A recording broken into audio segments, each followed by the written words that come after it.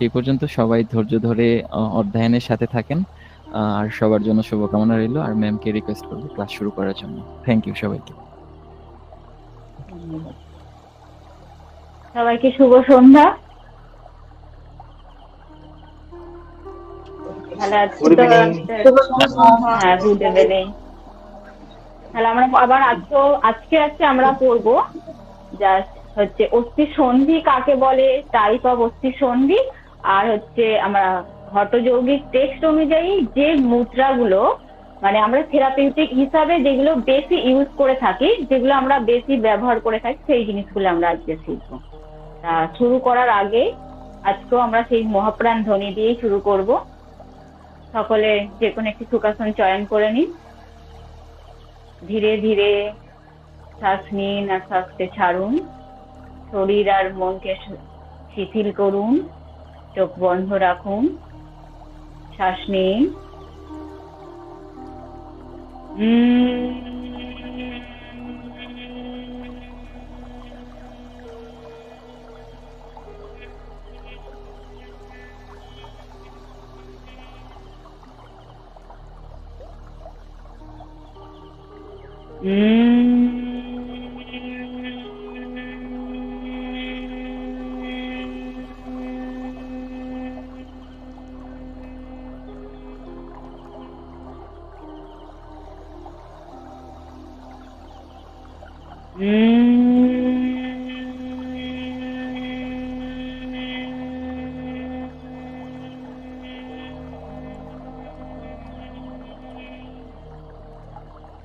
দুটো হাতকে রাখ করুন, চোখের মুখে রাখুন, ধীরে ধীরে হাত নিচে করুন এবং চোখ করুন।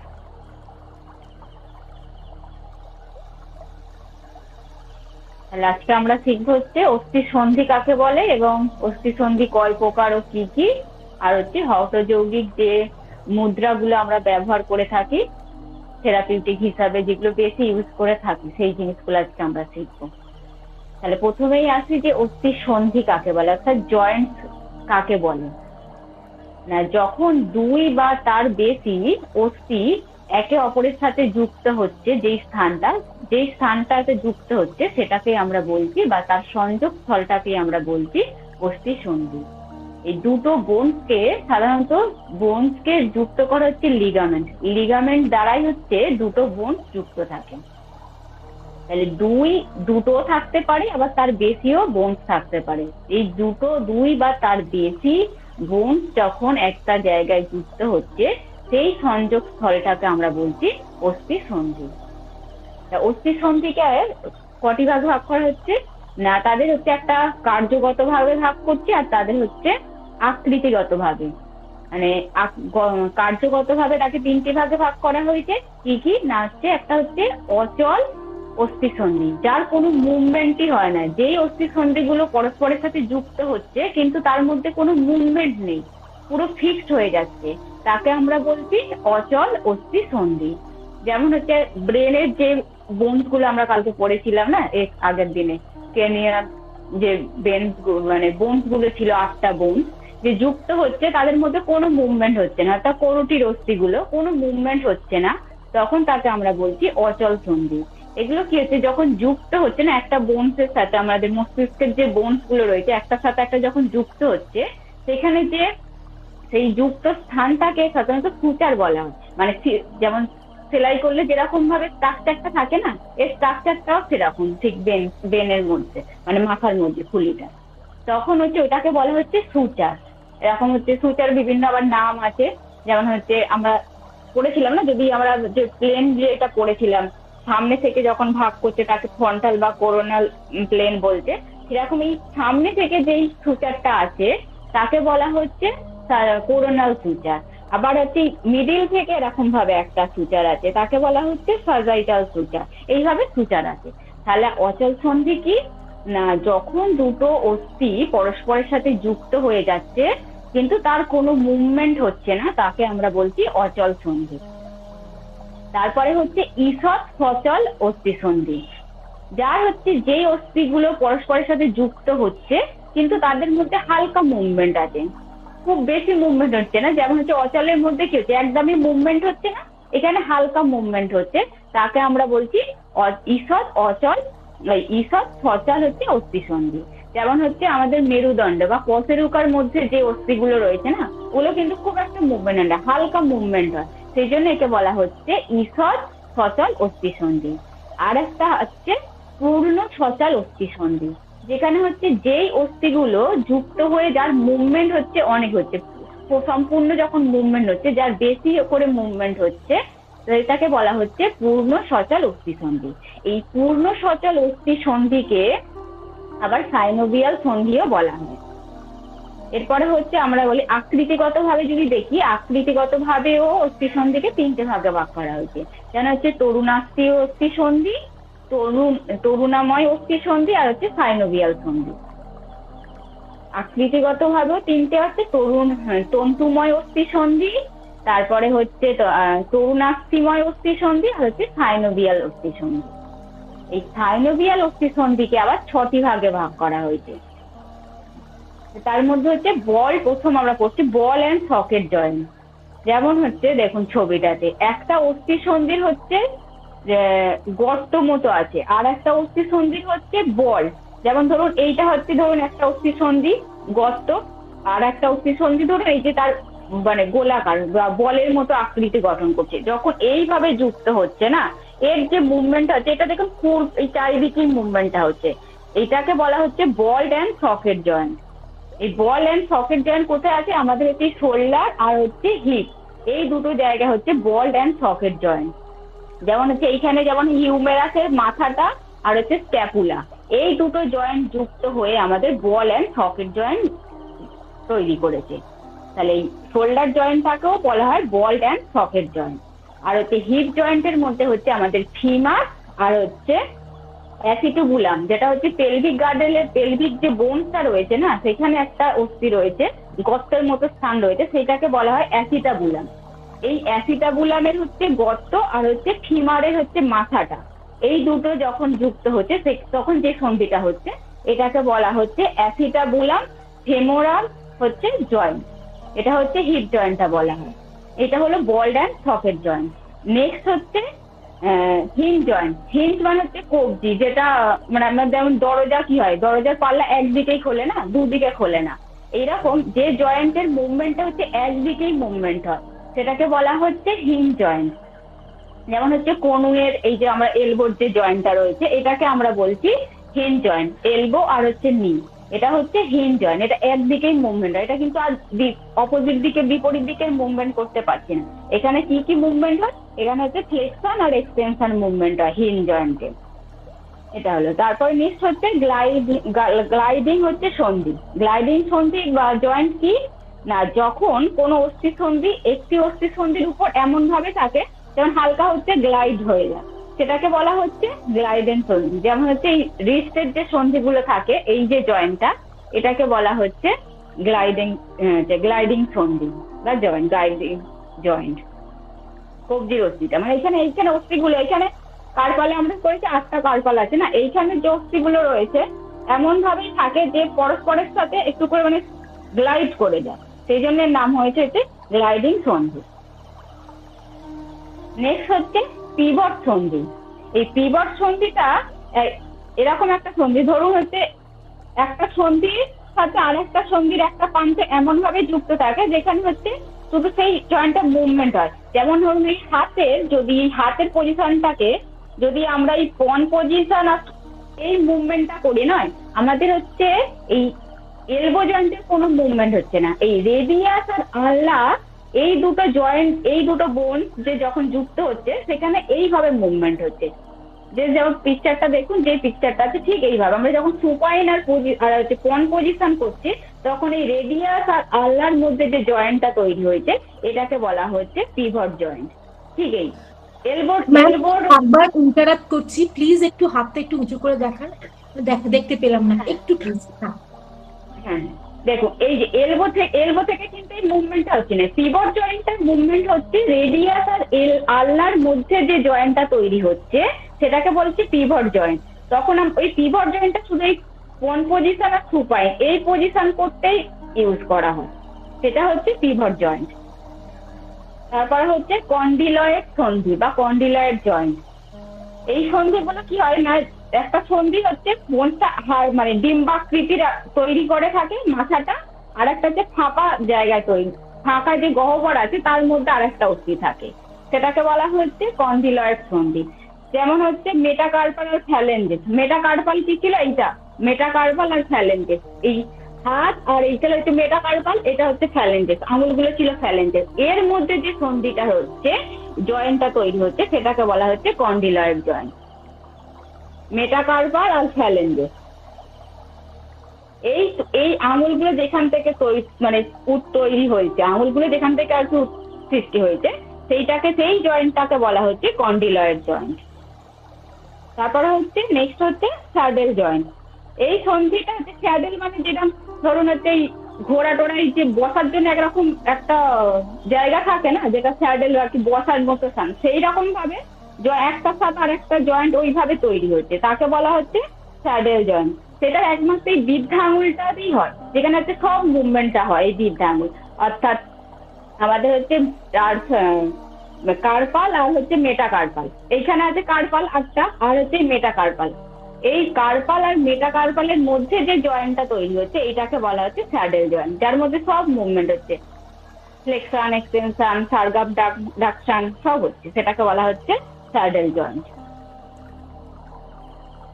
তাহলে হচ্ছে আমরা কি করলাম, যা জয়েন্ট যখন হচ্ছে দুই বা তার বেশি বোন একসাথে যুক্ত হচ্ছে, সেই স্থানটাকে আমরা বলছি সন্ধি বা জয়েন্ট। এই বোনসকে সাধারণত লিগামেন্ট দ্বারা যুক্ত করে। এটা আবার কার্যগত ভাবে এটা আমার 3টে ভাগে ভাগ করছি। একটা হচ্ছে অচল অস্থি সন্ধি, যার কোনো মুভমেন্ট হয় না। দ্বিতীয় হচ্ছে ঈষৎ সচল অস্থি সন্ধি, যার হালকা মুভমেন্ট হচ্ছে, যেটা হচ্ছে আমাদের পশেরুকো বা মেরুদণ্ডে যে মুভমেন্টটা হয় হালকা, সেটাকে সেই জয়েন্টে যে মুভমেন্ট হচ্ছে সেটা হচ্ছে ঈষৎ সচল অস্থি সন্ধি। আর হচ্ছে পূর্ণ সচল অস্থি সন্ধি, যার হচ্ছে ফুল মুভমেন্ট হচ্ছে, সেটাকে বলা হচ্ছে পূর্ণ সচল অস্থি সন্ধি। আর হচ্ছে আকৃতিগত ভাবে হচ্ছে অস্থি সন্ধিকে 3টে ভাগে ভাগ করা হয়েছে। একটা হচ্ছে তন্তুময় অস্থি সন্ধি, দ্বিতীয় হচ্ছে তরুণাস্থিময় অস্থি সন্ধি, আর হচ্ছে সাইনোভিয়াল সন্ধি। সাইনোভিয়াল সন্ধিকে আবার হচ্ছে 6টি ভাগে ভাগ করা হয়েছে। একটা হচ্ছে বল্ট অ্যান্ড সকেট জয়েন্ট, তারপর হচ্ছে হিঞ্জ জয়েন্ট, তারপর হচ্ছে গ্লাইডিং জয়েন্ট, নেক্সট হচ্ছে পিভট জয়েন্ট, কন্ডোলিয়ার জয়েন্ট, আর হচ্ছে স্যাডেল জয়েন্ট। এরপর হচ্ছে অস্থি সন্ধি, তাহলে কাজ কি না, আমাদের কি হচ্ছে প্রত্যেকটা অঙ্গ প্রত্যঙ্গ সঞ্চালনে সাহায্য করছে অস্থি সন্ধি। দেহের ভিতরে যে সমস্ত অঙ্গগুলো রয়েছে তাকে রক্ষা করতে সাহায্য করছে। আমাদের শরীরে হচ্ছে সমস্ত ওজনটাকে বহন করতে সাহায্য করছে। আর হচ্ছে লিভার হিসাবে কাজ করছে, যদি আমরা যখন কোনো ওজন তুলছি তার পার্টিকুলার হচ্ছে যে মিডিলে কোন জায়গায় কি আমাদের ওজনটা নির্ভর করছে, সেই লিভার হিসাবেও কাজ করে। আমাদের অঙ্গ প্রত্যঙ্গ সঞ্চালনে সাহায্য করছে, দেহের ভিতরের অঙ্গগুলোকে রক্ষা করতে সাহায্য করে, শরীরে আমাদের ওজন তুলতে বা বহন করতে সাহায্য করে, আর হচ্ছে লিভার হিসাবে কাজ করতে বা যান্ত্রিক সুবিধা হচ্ছে কাজ করে। এটা ছিল আমাদের আজকে হচ্ছে অস্থি সন্ধি। এইটুখানি জানলেই হবে, কারণ আমাদের হচ্ছে থেরাপিউটিক হিসাবে সাধারণত এই মুভমেন্ট গুলো হয় না, কোথায় কোন মুভমেন্টটা রয়েছে। যেমন হচ্ছে ধরুন আমি একটা বলি যে আমাদের সাধারণত আসে যে এরকম জায়গায় বলে না যে টেনিস এলবো হয়েছে, গলফ এলবো হয়েছে, স্টুডেন্ট এলবো হয়েছে, এই জিনিসগুলো। তার মানে ওইগুলো কোথায় হচ্ছে আমাদের এই এলবো জয়েন্টের মুভমেন্ট গুলোতে হচ্ছে। টেনিস এলবো ঠিক হচ্ছে ঠিক উপরের জায়গাটা, ঠিক এই উপরের জায়গাটায় যখন আমাদের হয় মানে পেন শুরু হয়, এখানে মাসেলে যখন চোট লাগে, ওখানে যে মানে একটা স্পঞ্জ, এই জয়েন্টের মাঝখানে একটা স্পঞ্জের মতো জায়গা থাকে যেটা মুভমেন্ট করতে সাহায্য করে, ওইখানে যখন হচ্ছে সমস্যা তৈরি হয় তখন আর কি বলা ঠিক উপরে, এই উপরের জায়গাটা সেটা বলা হচ্ছে টেনিস এলবো হচ্ছে। আর নিচের তার ঠিক নিচে যে জায়গাটা আছে সেটাকে বলা হচ্ছে গলফ এলবো। আর স্টুডেন্ট এলবো কি না, ঠিক এইভাবে দেখবেন আমরা যখন কি করি টেবিলে বা চেয়ারে বসে আমরা সাধারণত এই জায়গাটা থাকে, সেই জন্য স্টুডেন্টদের ক্ষেত্রে বেশিরভাগ এই সমস্যাটা দেখা যায় বলে তার থেকে নাম হচ্ছে স্টুডেন্ট এলবো। তাহলে এই জিনিসগুলো হচ্ছে আমাদের মানে ট্রিটমেন্ট করতে গেলে এই সমস্যাগুলো আসে, যে এই সমস্যাগুলো হচ্ছে। তাহলে আমরা জানলাম যে এই জয়েন্টে এই সমস্যাগুলো হয়। নেক্সট আসছি, তাহলে আমাদের আজকে অ্যানাটমিটা এখানে শেষ, অস্থিসন্ধির এই জিনিসগুলো জানলেই হবে। এরপরে আসি আমাদের যে নেক্সট আজকে আমরা শিখবো হঠযৌগিক টেক্সট অনুসারে যে মুদ্রাগুলো আমরা ব্যবহার করে থাকি সেইগুলো। তার মধ্যে যেগুলো আর কি সিলেবাসে রয়েছে, যেগুলো বেশি আর কি উঠায়, তার মধ্যে হচ্ছে মহামুদ্রা আছে, এক হচ্ছে মহামুদ্রা, তারপর হচ্ছে খেচুড়ি মুদ্রা, আর 3 হচ্ছে অশ্বিনী মুদ্রা, আর 4 হচ্ছে বিপরীতকরণী মুদ্রা। এই মুদ্রাগুলি সাধারণত আমরা ইউজ করে থাকি বেশিরভাগ ক্ষেত্রে। এর সাথে আরো কিছু কিছু মুদ্রা আছে যেটা এর সাথেই আমরা ব্যবহার করি। আবার একটু বলবেন এটা কি বলছেন? একটা হচ্ছে মহামুদ্রা, সুবিধা হবে। হ্যাঁ হ্যাঁ, আমি জাস্ট প্রথম বললে ধীরে ধীরেই বলবো, মানে আমি জাস্ট বললাম যে এই জিনিসগুলো আছে। 1 নম্বর হচ্ছে মহামুদ্রা, দ্বিতীয় হচ্ছে খেচুড়ি মুদ্রা, 3 হচ্ছে অশ্বিনী মুদ্রা, আর 4 হচ্ছে বিপরীতকরণী মুদ্রা। ম্যাম 2 নাম্বারটা একটু যদি আবার বল। খেচুড়ি মুদ্রা, খেচুড়ি, খে মানে হচ্ছে আকাশ। আবার একটু রিপিট করবেন? খেচুড়ি মুদ্রা, খেচুড়ি মুদ্রা, খেচুড়ি, হ্যাঁ, ক্ষয়টা চ রয় দীর্ঘ, খেচুড়ি মুদ্রা। সবগুলি আবার একটু বলুন। আমি একটা একটা করে বলছি, এরপরে ডিটেলস বলছি, তখন লিখে নেব। প্রথম হচ্ছে মহামুদ্রা, লিখুন মহামুদ্রা। কিভাবে করতে হবে মহামুদ্রাটা? প্রথমে আগে প্র্যাকটিস করে নেবেন, তারপরে লিখবেন কিভাবে করতে হবে। প্রথমে চলুন আগে আমরা প্র্যাকটিস করি মহামুদ্রাটা, তাহলে আপনাদের লিখতে সুবিধা হবে। প্রথমে আমরা এরকম ভাবে দণ্ডাসনে বসবো, একদম সোজা দণ্ডাসনে বসবো, আছে। এরপরে হচ্ছে আমরা বাঁ পাটাকে ভাঁজ করে একদম হচ্ছে পেরিনিয়ামের স্থানে হচ্ছে আমরা রাখবো হিলটা। পায়ের হচ্ছে গোড়ালিটা আমরা একদম পেরিনিয়ামের স্থানটাতে রাখবো। তারপর পায়ের অংশটা দেখা যাচ্ছে না, একটু দূরে যেতে হবে। আমি যেরকম বলছি সেরকম করুন। প্রথমে আমরা সোজা হয়ে বসলাম, দণ্ডাসনে বসলাম। এরপরে কি করবো, বাম পাটাকে ভাঁজ করে একদম হচ্ছে পেরিনিয়াম অর্থাৎ মলদার আর হচ্ছে যোনির মাঝখানের স্থানটাতে আমি হিলটাকে রাখবো, গোড়ালিটা রাখবো। এরপরে আমরা হাতটাকে আপ করবো, শ্বাস নেব, শ্বাস ছেড়ে শুধু জাস্ট হচ্ছে আমরা দুটো হাত দিয়ে পায়ের হচ্ছে ডান পায়ের টোটাকে ধরে থাকবো, এইটা হচ্ছে।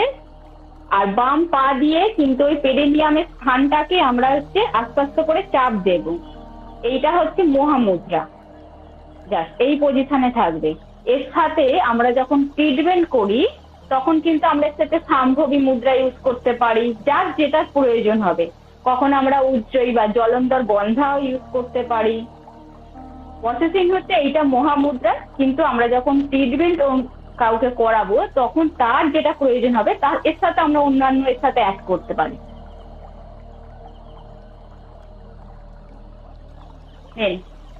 তাহলে এবার লিখুন। প্রথমে হচ্ছে দণ্ডাসনে বসবো, দুটো পাকে অর্থাৎ দুটো পা সোজা করে।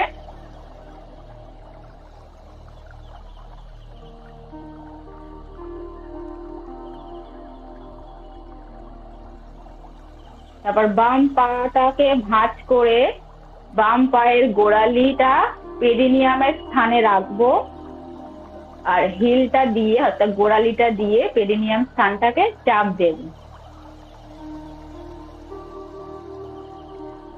শ্বাস নেব, হাতটা উপরে ওঠাবো, শ্বাস ছেড়ে দুটো হাত দিয়ে আমরা ডান পায়ের টোটাকে ধরবো। তারপরে হচ্ছে ব্রিদিং নর্মাল থাকবে,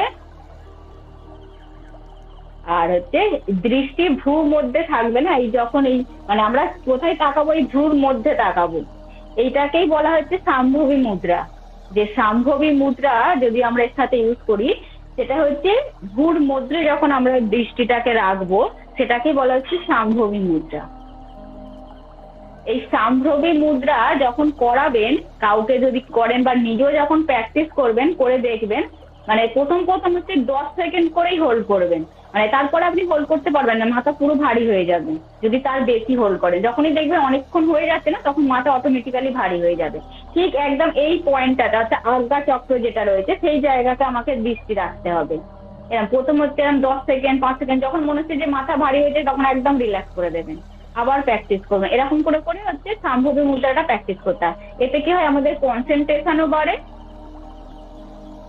কিন্তু যাদের ধরুন হচ্ছে চোখের সমস্যা আছে, ব্রিথ হোল্ড করে রাখবো? হ্যাঁ, না ব্রিদিং হোল্ড না, ব্রিদিং নর্মাল থাকবে। শুধু যখনই আমরা এর সাথে জলন্ধার বন্ধা করি তখন হচ্ছে হোল্ড থাকবে, নাহলে নর্মাল থাকবে। হচ্ছে যখন ধরুন এই সম্ভ্রমী মুদ্রাটা করছি, যদি ধরুন কারো চোখে হয়তো ছানি পড়েছে বা হচ্ছে কোনো লেন্স লাগিয়েছে, হ্যাঁ, এইগুলো কিন্তু তারা কিন্তু করানো যাবে না তাদের, তারা কিন্তু এই সম্ভ্রমী মুদ্রা করতে পারবে না। আর এটাও ঠিক, মহামুদ্রাটাও ঠিক, যখন আপনি এর সাথে যখন এই মানে ভ্রুর মধ্যে দৃষ্টিটা রাখছেন তখন এই সমস্যাগুলো যদি থাকে তাহলে কিন্তু করাতে পারবো না। সবেতে হাই ব্লাড প্রেশার থাকলে করাতে পারবো না, হার্টের সমস্যা থাকলে করাতে পারবো না, এমনকি হচ্ছে মেনস্ট্রুয়াল যে সময়টাতেও করাতে পারবো না, ডিউরিং প্রেগনেন্সি তাতেও এটা হবে না, করানো যাবে না মহামুদ্রাটা। একবার বলুন না ম্যাম। হ্যাঁ, হাই ব্লাড প্রেশার থাকলে করাবো না, হার্টের কোনো সমস্যা থাকলে করাবো না, গ্লুকোমা অর্থাৎ ছানি এই সমস্যা থাকলে করাবো না, লেন্স লাগিয়েছে সেরকম থাকলে করাবো না তাদেরকে, আর হচ্ছে ডিউরিং দ্য পিরিয়ড চললে করাবো না, আর প্রেগনেন্সি থাকলে করাবো না।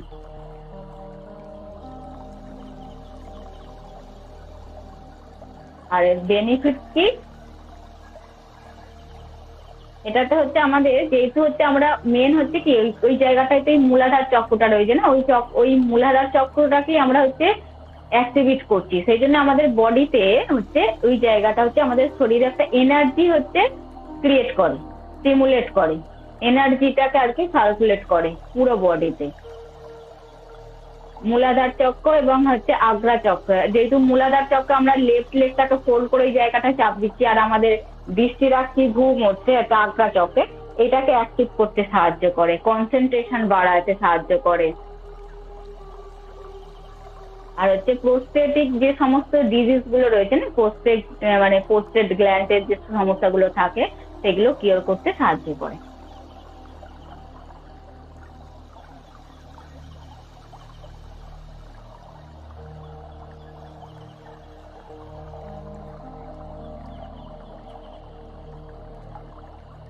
ম্যাম কি ডায়াবেটিস থাকলে করা যাবে না বললেন? না ডায়াবেটিস থাকলে করতে পারো, কোনো অসুবিধা নেই। বললাম যে প্রেগনেন্সি থাকলে করতে পারবে না, আর হচ্ছে যখন হচ্ছে মেনস্ট্রুয়াল চলছে আর কি তখন আর কি করতে পারবে না, ডিউরিং যে সময়টা চলছে তখন করতে পারবে, তারপর বাদ বাকি সময় করতে পারবে। আর এর সাথে যখন মহামুদ্রাটা ধরুন প্র্যাকটিস করবেন তখন ওইভাবে করবেন, নিজেরাও প্র্যাকটিস করে দেখবেন যে এই চোখের মধ্যে ঠিক মিডিলে যখন দৃষ্টিটা রাখবেন তখন ঠিক ওরকম 5 সেকেন্ড 10 সেকেন্ড করে হোল্ড করবেন, তারপর রিল্যাক্স করে দেবেন, নাহলে মাথা ভারী হয়ে যাবে, সারাদিন ভারী থাকবে। ম্যাম আমার একটু বুঝতে সমস্যা হচ্ছে, মহামুদ্রার সময় আমরা যেভাবে দ্বন্দ্বাসনে বসলাম, বসে তারপর যে পজিশনে বসতে হয় গোড়ালিটা যোনি এবং মলদ্বারের মাঝখানে রেখে চাপ দিয়ে বসছি আগে, বসার পর 2 হাত উপরে তুললাম, শ্বাস নিলাম, নিয়ে তারপর শ্বাস ছাড়তে ছাড়তে পায়ের গোড়ালিতে পায়ের বৃদ্ধাঙ্গুলে ধরলাম। হ্যাঁ, এবং সেখানে কি শ্বাস চলবে না শ্বাস বন্ধ থাকবে? হ্যাঁ, তারপরে না তারপরে স্বাভাবিক নর্মাল একদম, তারপরে এই যে শ্বাসটা ছেড়ে দিলাম তারপরে নর্মাল ব্রিদিং, আর ওখানে কোনো হোল্ড নেই, কিছু নেই। কিন্তু এর সাথেই যদি আমরা কারো হয়তো বলছে যে থাইরয়েডের সমস্যা রয়েছে, তাহলে আমরা এর সাথে জলন্ধার বন্ধাটা ইউজ করতে পারি। যখন আমরা জলন্ধার বন্ধ করাবো তখন আমরা ব্রিদিংটাকে হোল্ড করে নিই। ওকে, আর এই যে সম্ভবী মুদ্রা যেটা, সেটা কি এইখানে যাওয়ার সময় করব? হ্যাঁ, এখানে আপনি করবেন, কিন্তু তখন বলবেন যে যখন মনে হচ্ছে যে মাথাটা ভারী হয়েছে, অসুবিধা হচ্ছে, তখন একদম রিল্যাক্স করে দিন, তখন আমরা এইভাবে বলবো। আচ্ছা, যখন আমরা এখানে যাচ্ছি মহামুদ্রাতে, অনেকের আছে যারা যারা একটু বেশি ফ্লেক্সিবল, তারা হয়তো একেবারেই চলে যেতে পারছে, লাইক জানু সিরাসনের মতো, এক পাদা জানু হ্যাঁ হ্যাঁ সিরাসনের মতো। একদম, হ্যাঁ হ্যাঁ হ্যাঁ হ্যাঁ। হ্যাঁ, এটা কি যাওয়া যাবে? তখন কি চোখ বন্ধ থাকবে? না, চোখ বন্ধ থাকবে না, এখানে তো দৃষ্টিটা একদম পুর মধ্যেই রাখতে হবে, চোখ বন্ধ থাকবে। আমি তো মাথাটা নিচু করব না, তো আমার বডিটা সোজা থাকবে, দৃষ্টি ভুর মধ্যেই থাকবে, আমি শুধু 2 হাত দিয়ে হচ্ছে ওই বৃত্তটাকে ধরবো। আচ্ছা, যদি এরকম জানো হয় যে আমার যেরকম আমার মাথাটা নিতে টাচ করলো, আমার চিনটা নিতে টাচ করলো, এতটুকু যাওয়াই যাবে না? না, এতটুকু যাওয়া যাবে না, ওটা তাহলে জানু সিরাসনই হয়ে গেল না। আচ্ছা এটা জানু সিরাসনের মতো, কিন্তু জানু সিরাসন আমরা করবো না। ওকে ওকে ওকে, হ্যাঁ এই তো। তাহলে মাথাটা ম্যাম, তাহলে মাথাটা কতটুকু অ্যাঙ্গেলে রাখবো, মানে হাত দুটো? মাথাটা হ্যাঁ, আপনি যতটা এইভাবে বেন্ড করতে পারছেন চেষ্টা করে মাথাটাকে সোজাই রাখা। ও, মাথাটা সোজা রাখারই থাকে। চেষ্টা করুন। আচ্ছা, মাথা সোজা থাকে, মানে জানু সিরাসনে যেমন আমরা মাথা কপালটাকে হাঁটুর মধ্যে লাগানোর চেষ্টা করছি, কিন্তু এটা জাস্ট সোজা থাকবে। সোজা থাকবে, হ্যাঁ একদম সোজা থাকবে। আচ্ছা আচ্ছা। শুধু এর সাথে যদি আমরা জলন্দার বনরা অ্যাড করি, তখন কি হচ্ছে, মাথাটা সোজাই আছে, শ্বাস নেব, নিয়ে শুধু তার চিন্তা লক করে দেবো এই, কিন্তু তখন শুধু নেকটা হালকা বেন্ড হয়ে যাচ্ছে, কিন্তু বডিটা পুরো বেন্ড হবে না, বডিটা সোজাই থাকে।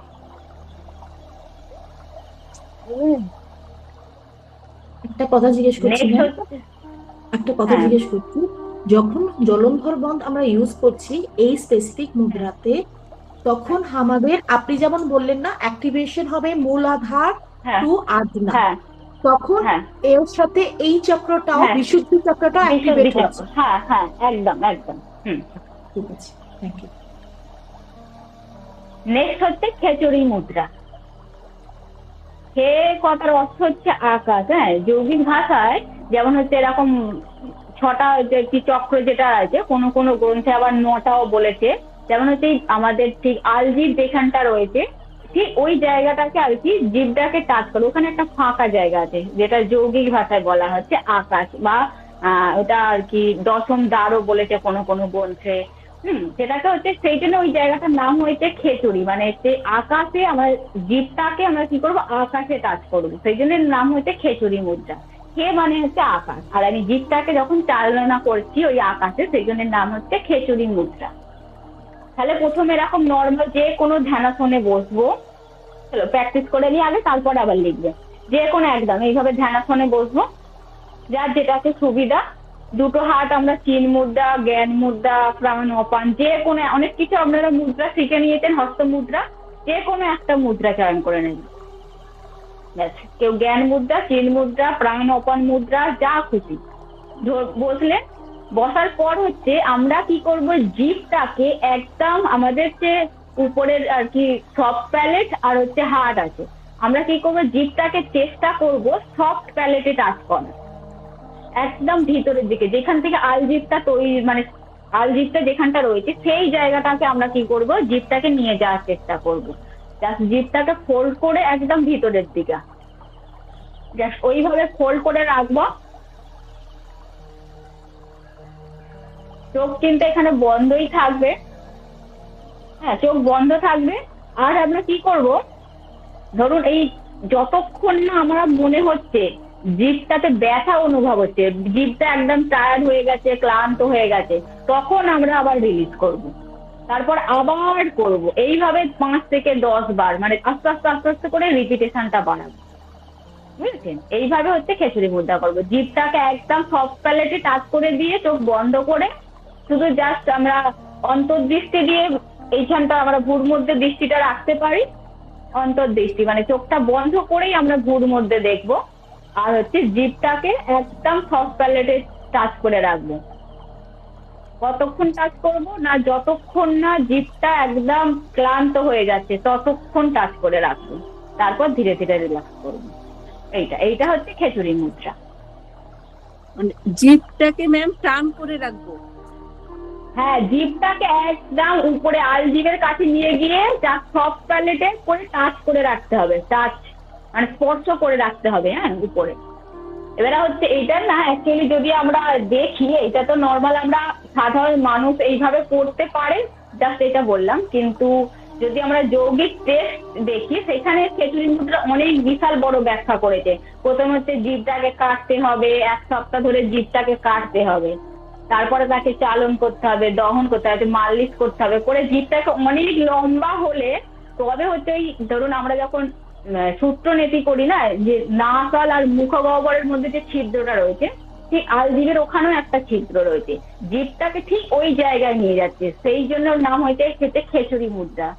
মানে এইটা তো আমরা সাধারণ লোক, আমাদের জন্য আমরা একটু সহজ করে এইভাবে বলছি, কিন্তু যেসব যোগী মানে যারা যোগীরা আছেন তাদের হচ্ছে তারা এইভাবে প্র্যাকটিস করে, সেই জন্য সেখান থেকে নাম হয়েছে খেচুড়ি। একদম হচ্ছে জীবটাকে সে একদম উপরে, সেখান থেকে আর কি যৌগিক ভাষায় বলা হয় ওই উপরে হচ্ছে আমাদের সমরস আছে, সমরসটাকে পান করতে হবে, তাহলে কি হবে তখন হচ্ছে মানে মৃত্যুকে জয় করে নেবে। সেটা যৌগিক ভাষায়, আমরা যৌগিক ভাষায় যাচ্ছি না, আমরা হচ্ছে ট্রিটমেন্ট কিভাবে করব সেটাতে যাচ্ছি। হ্যাঁ বেনিফিট বলছি, জীবটাকে শুধু যা সব প্যালেটে স্পর্শ করে রাখবো, আর হচ্ছে যতক্ষণ না আমাদের জীবটা ব্যথা অনুভব হচ্ছে ততক্ষণ। তাহলে কারা কারা করতে পারবেন না প্রথমে লিখে দিন, যে যদি কোনো জিভে ঘা হয় বা মুখে ঘা হয় তারা করতে পারবে না। কথা, আমার যদি মুখে মুভমেন্ট করতে অসুবিধা হয় আমরা তাদেরকে করাতে পারবো না, তারা করতে পারবে না। এই যে জিভটা যখন আমরা উপরে নিয়ে যাচ্ছি না, আমাদের যে হচ্ছে গ্ল্যান্ড গুলো রয়েছে, বিশেষ করে হচ্ছে পিটুইটারি গ্ল্যান্ড, হ্যাঁ থ্যালামাস, হাইপোথ্যালামাস, এই গ্ল্যান্ড গুলোর উপর খুব এফেক্ট করে, এগুলোকে যে স্টিমুলেট করতে সাহায্য করে। সমস্ত পিটুইটারি গ্ল্যান্ডকে বলা হয় মাস্টার গ্ল্যান্ড, হচ্ছে পিটুইটারি গ্ল্যান্ড যদি আমাদের ঠিকঠাক ভাবে থাকে তাহলে আমাদের হরমোনাল ইমব্যালেন্স হবে না, একদম ঠিক থাকবে। সেই জন্য এটা হচ্ছে এই খেচুড়ি মুদ্রা হচ্ছে হরমোনাল ইমব্যালেন্স কেও সাহায্য করে। তার মানে এটা বেনিফিটসটা হচ্ছে যে হরমোনাল যে ব্যাপার আছে এটা ইমব্যালেন্স করতে, হ্যাঁ এটাকে আমরা ইউজ করব। তারপরে ধরুন এইটা যাদের হচ্ছে বারবার খিদে পায়, খুব জল পিপাসা পায়, সেটাকে হচ্ছে এটা যদি আমরা প্র্যাকটিস করি তাহলে এটাও রিডিউস করতে সাহায্য, কম করতে সাহায্য করে।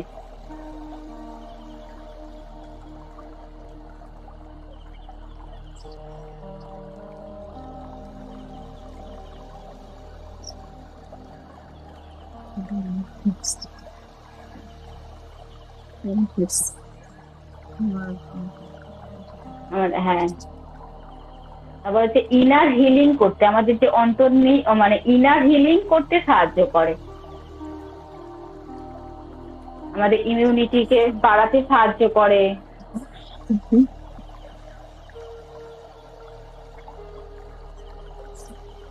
দিদি ইনার হিলিংটা কি?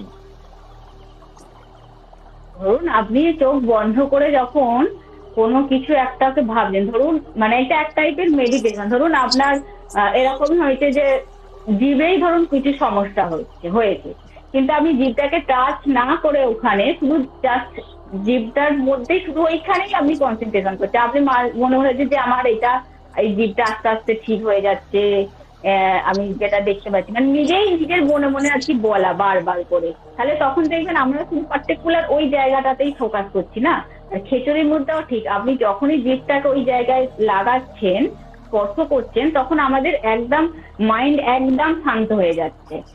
এই শান্ত হয়ে গেলে তখন অটোমেটিক্যালি আপনার মধ্যে একটা এনার্জি আপনি ফিল করতে পারবেন, সেটাই এখানে বলেছে যে ইনার হিলিং করতে সাহায্য করছে। যখন ইমিউনিটি আস্তে আস্তে বাড়বে তখন অটোমেটিক্যালি আপনার যে ইন্টারনাল যে সমস্যাগুলো রয়েছে না সেগুলো আস্তে আস্তে কিওর হবে। জি ম্যাম, মানে জিভটাকে তালুর মধ্যে লাগালে টান করে রাখলে একটু পেইন করছে।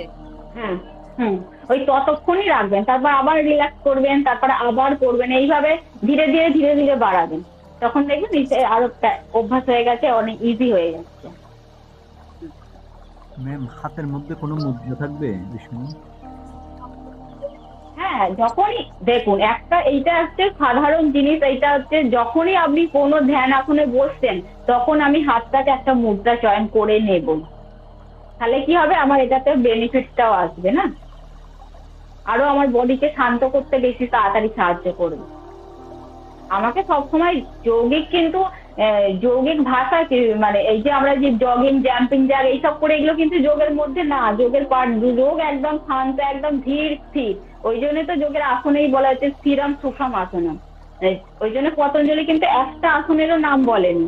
যেই আসনগুলো বা মুদ্রাগুলো আমরা করছি এগুলো কিন্তু হঠযৌগিক টেক্সট। পতঞ্জলি যেটা আর কি মেন যোগ দর্শন, সেখানে কিন্তু একটাও নাম বলেনি। কারণ আপনি যদি আমরা নর্মাল যেভাবে বসি সেটাও একটা আসন, কিন্তু ওই আসনটাই যখন আপনাকে দীর্ঘ আর স্থির ভাবে এবং আনন্দ দেবে সেটাই হচ্ছে আসন। এটা অভ্যাসের জন্য আবার পতঞ্জলি তার পরের শ্লোকেই মানে সূত্রেই বলছে যে প্রযত্ন সৌথিল্য সমাপস্তিভ্যাম, মানে প্রথম বলছে স্থিরম সুখম আসন না, আসনের পর বলছে যে ওটা কিভাবে হচ্ছে আপনি অনেকক্ষণ ধরে অভ্যাস করতে পারবেন না, প্রযত্ন সৌতিল্য সমাপস্তিভ্যাম, মানে যখন আপনি যত্ন সহকারে রেগুলার অভ্যাস করবেন তবেই অনেকক্ষণ ধরে আপনি স্টে করতে পারবেন, বুঝেছেন। তারপরে এইভাবে আর কি পতঞ্জলি বলেছেন।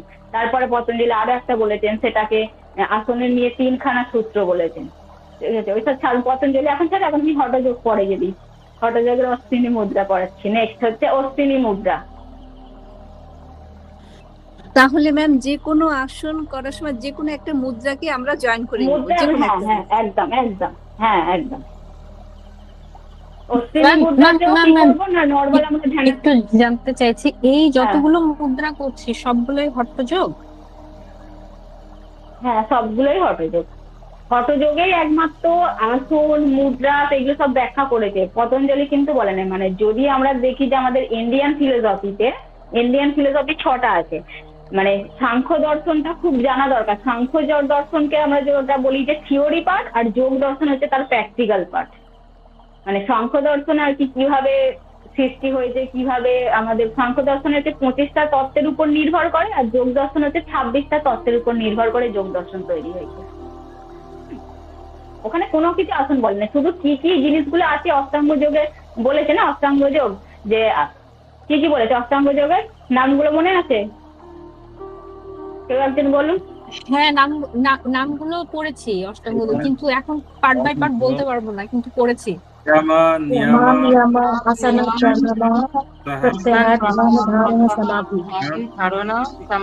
হ্যাঁ তাহলে যেহেতু পতঞ্জলিটা এলো তাহলে কথা ভুল হওয়ার কথা না। আচ্ছা, আমরা হচ্ছে খেচুড়ি মুদ্রাটা কতক্ষণ করব? হ্যাঁ বলছি, পেরেছেন, থ্যাংক ইউ সবাইকে। কতক্ষণ মুদ্রাটা বললাম যে যতক্ষণ পর্যন্ত জিভটা ব্যথা অনুভব হচ্ছে ততক্ষণ পর্যন্ত করবেন। যখনই ব্যথা অনুভব হচ্ছে তখনই জিভটাকে রিল্যাক্স দিয়ে দেবেন, রিলিজ করে দেবেন, তারপরে আবার শুরু করবেন। হ্যাঁ এইভাবে 1 রাউন্ড 2 রাউন্ড 3 রাউন্ড যতক্ষণ আপনার ক্যাপাসিটি আছে ততক্ষণ। ম্যাম এই খেচুড়ি মুদ্রাটা একজন আমাকে বলেছিলেন, একজন টিচার আমাকে বলেছিলেন যে যখন এটা নাকি হচ্ছে অ্যাসিডিটির ক্ষেত্রে হেল্প করে, অ্যাসিডিটির ক্ষেত্রে, কারণ এটা করলে মুখে অনেক শ্লেষা আসে, তো ওটা তখন গিলে ফেলতে হয়, তো এটা হচ্ছে অ্যাসিডিটির জন্য অনেক হেল্পফুল বলেছিলেন। হ্যাঁ আচ্ছা তাহলে ম্যাম আমি এটা উপকার পেয়েছি বলে মনে হয়। আমার গলায় কফ জমে, এটা মনে হয়েছে যে আমি এটা করলে জিহ্বার সাথে কফটা রিডিউস হচ্ছে এবং এটা গিলে ফেলতে সহায়তা করছে। তার মানে গলায় কফ জমলেও এটা সহায়তা করে। আমি এখনই বুঝলাম, এটা মনে হয়েছে আমার কাছে এখনই। ধন্যবাদ ম্যাম। হ্যাঁ আপনারা দেখুন, এক একটা মানে মুদ্রা বলুন আসন বলুন অনেক বেনিফিটস আছে। আপনারা যখন প্র্যাকটিস করুন দেখবেন আপনারা নিজেই বুঝতে পারবেন যে ও আচ্ছা এটার সাথে এটা এরকম হচ্ছে, আমি এই বেনিফিটসটা পেয়েছি। অনেক কিছু আছে, অনেক কিছু তার এইভাবে বলা যায় না। মেন যে জিনিসগুলো আমি মানে বললে হবে সেইগুলোই জাস্ট বললাম। তারপর আপনারা প্র্যাকটিস করবেন দেখবেন আরো অনেক কিছু এর সাথে যুক্ত করতে পারছেন, এই জিনিসগুলো হচ্ছে। আচ্ছা ম্যাম, এটা কি আমি যেটা বলছিলাম খেচুড়ি মুদ্রাটা করতে পারবো না, মানে না মানে যেটা হয় আর কি, ধরুন হ্যাঁ যাদের হয়তো জিভে অনেক ঘা, মানে জিভে ঘা আছে আর কি, মুখে ঘা আছে, সে মুভমেন্টই করতে পারছে না, তখন তো আমি তাদেরকে করাবো না, বাদ বাকি নর্মাল করতে পারবে, এরকম কোনো ব্যাপার নেই। ম্যাম গা তো আর সবসময় থাকে না, তো গাটা যদি ভালো হয়ে যায় কয়েকদিন পরে আবার করা যাবে না? হ্যাঁ হ্যাঁ, একদম একদম, তখন সেই মুহূর্তে করা যাবে না, তারপর অবশ্যই করতে পারবে। এই যখন আমরা যখন করাই পেশেন্টদের হাই ব্লাড প্রেশার আছে, কিন্তু তারা দেখুন এখানে বেশিরভাগ জিনিসই বলে দিচ্ছে যে হাই ব্লাড প্রেশার থাকলে করা যাবে না, হাই ব্লাড প্রেশার থাকলে করা যাবে না। দেখুন আমরা প্রত্যেকটা যখন আসন বা মুদ্রা যখনই লিখছেন, দেখুন ওই জিনিসটা রয়েছে, কিন্তু আপনি যখন পেশেন্টকে করাতে যাবেন তাহলে আপনি করাবেন না, তারা বলবে তো কিছুই হয়, তারা অথচ জানে যে এই জিনিসগুলো হচ্ছে, তারা বলবে যে ম্যাম এটা তো আছে, এটা কেন করাচ্ছেন না। কিন্তু তাদেরকে যখন বলেন যে না এটা আপনার করা যাবে, বলে না আমরা করবো, মানে আমার ক্ষেত্রে হয়েছে আমি সেটা বলছি, তখন আর কি তাদেরকে এইভাবে আমরা করাই, তাদেরকে জিজ্ঞাসা করে নিই যে আপনি কি মেডিসিন নিচ্ছেন, যদি বলে যে হ্যাঁ মেডিসিন নিচ্ছি, তাহলে হচ্ছে আমরা তখন তাদেরকে করাই, কিন্তু বেশিক্ষণ হোল্ড করাই না, ধরুন হচ্ছে 10 সেকেন্ড 20 সেকেন্ড হোল্ড করি, আবার রিল্যাক্স করে দিই। যদি মেডিসিন চলে আমরা কিন্তু অন্যান্য আসনগুলো সবই করাতে পারি, কিন্তু তাদেরকে মাঝে মাঝে আমাদের আবার জিজ্ঞাসা করতে হবে যে আপনার কোনো অসুবিধা হচ্ছে, মাথা ভারী হয়ে যাচ্ছে, এই জিনিসগুলো একটু মাঝে মাঝে আমাদেরকে বলতে হবে। যদি বলে যে না হ্যাঁ অসুবিধা হচ্ছে, তাহলে তখন সঙ্গে সঙ্গে রিল্যাক্স করে দিন, দিয়ে অন্য কিছু করুন, যে ঠিক আছে আপনি উঠে বসুন, বসে একবার চন্দ্রভেদী প্রাণায়ামটা করে নিন। এই জিনিসগুলো আমি একটা করাবো, তার সাথে আবার ওটাকে ঠিক করার জন্য অন্য আর একটা কি আছে তার অল্টারনেট, সেটা আমরা ইউজ করবো। এইভাবে আমরা থেরাপিতে ইউজ করবো। মেডিসিন নেওয়ার পর ঠিক থাকলে ওদের তারতম্য বা ঠিক থাকলে তাহলে আর করানো যাবে। আর তারপর যদি তার পরিবর্তন হয়, মানে শারীরিক যদি দুর্বল লাগে বা সিমটম বিভিন্ন দেখা যায়, তাহলে বন্ধ। হ্যাঁ একদম একদম, তাহলে বন্ধ। হ্যাঁ, পতঞ্জলি যেহেতু কথাটা উঠলো, আমি একটা কথা জিজ্ঞাসা করি আপনাদের কাছ থেকে, যে আমরা তো জানি যে পতঞ্জলি যোগের কি সংজ্ঞা দিয়েছে, কেউ একজন বলুন। পতঞ্জলি যে যোগের সংজ্ঞাটা দিয়েছে না, যোগের সংজ্ঞা কি? যোগশ্চিত্ত বৃত্তি নিরোধः। হ্যাঁ, এবার এই বৃত্তি কথাটার মানে কি? বৃত্তি কোনগুলো, আমি কিভাবে নিরোধ করব, কোনগুলো বৃত্তি? নিবৃত্তি করা। হ্যাঁ, নিবৃত্তি করবো তো, আমরা কিসের নিবৃত্তি করছি না বৃত্তের নিবৃত্তি করছি। তাহলে বৃত্তিটা কি, আমি যদি বৃত্তি কি না জানি, আমি তাহলে নিরোধ করবো কি করে? না, নিরোধ করে দেওয়া মানে কি, আমি সেটা বাদ দিয়ে দিচ্ছি। তাহলে বৃত্তি কি? ইন্দ্রিয় সংযমগুলো, বৃত্তিগুলো যেগুলো। উনি 5টা বৃত্তির নাম বলেছেন। এবার প্রমাণ আমি ঠিক মনে পড়ছে না, সূত্রতেই আছে, এর পরের সূত্রটাতেই আছে, আমার নামগুলো মনে পড়ছে না, কিন্তু এই 5টা বৃত্তিকে উনি বলেছেন আপনাকে সবাইকে কন্ট্রোল করতে পারলো না। না, আলাদা জিনিস ওটা, লোভ বিদ্বেষ টাইপের কিছু, এরকম টাইপের কিছু হবে, আমি মনে করতে পারছি না এই মুহূর্তে। আমি বলছি মহর্ষি পতঞ্জলি যে যোগের সংজ্ঞাটা দিয়েছে না, তারপরের সূত্রে ওইটা নেই, তারপরের সূত্রেই বলা হয়েছে যে ত্রদাদষ্ট স্বরূপে অবস্থানম। আপনি যদি মানে আমার বৃত্তিগুলোকে নিরোধ করে দিই, তাহলে আমি আমার নিজের স্বরূপে নিজেকেই দেখতে পাবো। এইটাই হচ্ছে বলেছে, যেটা হচ্ছে একদম কৈবল্য, যে পুরুষ, আমি আমাকে যদি আমার বৃত্তিগুলোকে নিরোধ করে দিই, তাহলে আমি আমার স্বরূপে আমি নিজেকেই দেখতে পাবো, এইটা বলেছে। বৃত্তি কি, উনি ঠিকই বলেছেন, যেটা আমাদের হচ্ছে ইন্দ্রিয় যে সব বিষয়ে আর কি আকৃষ্ট করছে, সেগুলোই হচ্ছে বৃত্তি। ধরুন একটা উদাহরণ দিই, অবস্থাকে এক জায়গায় আনা।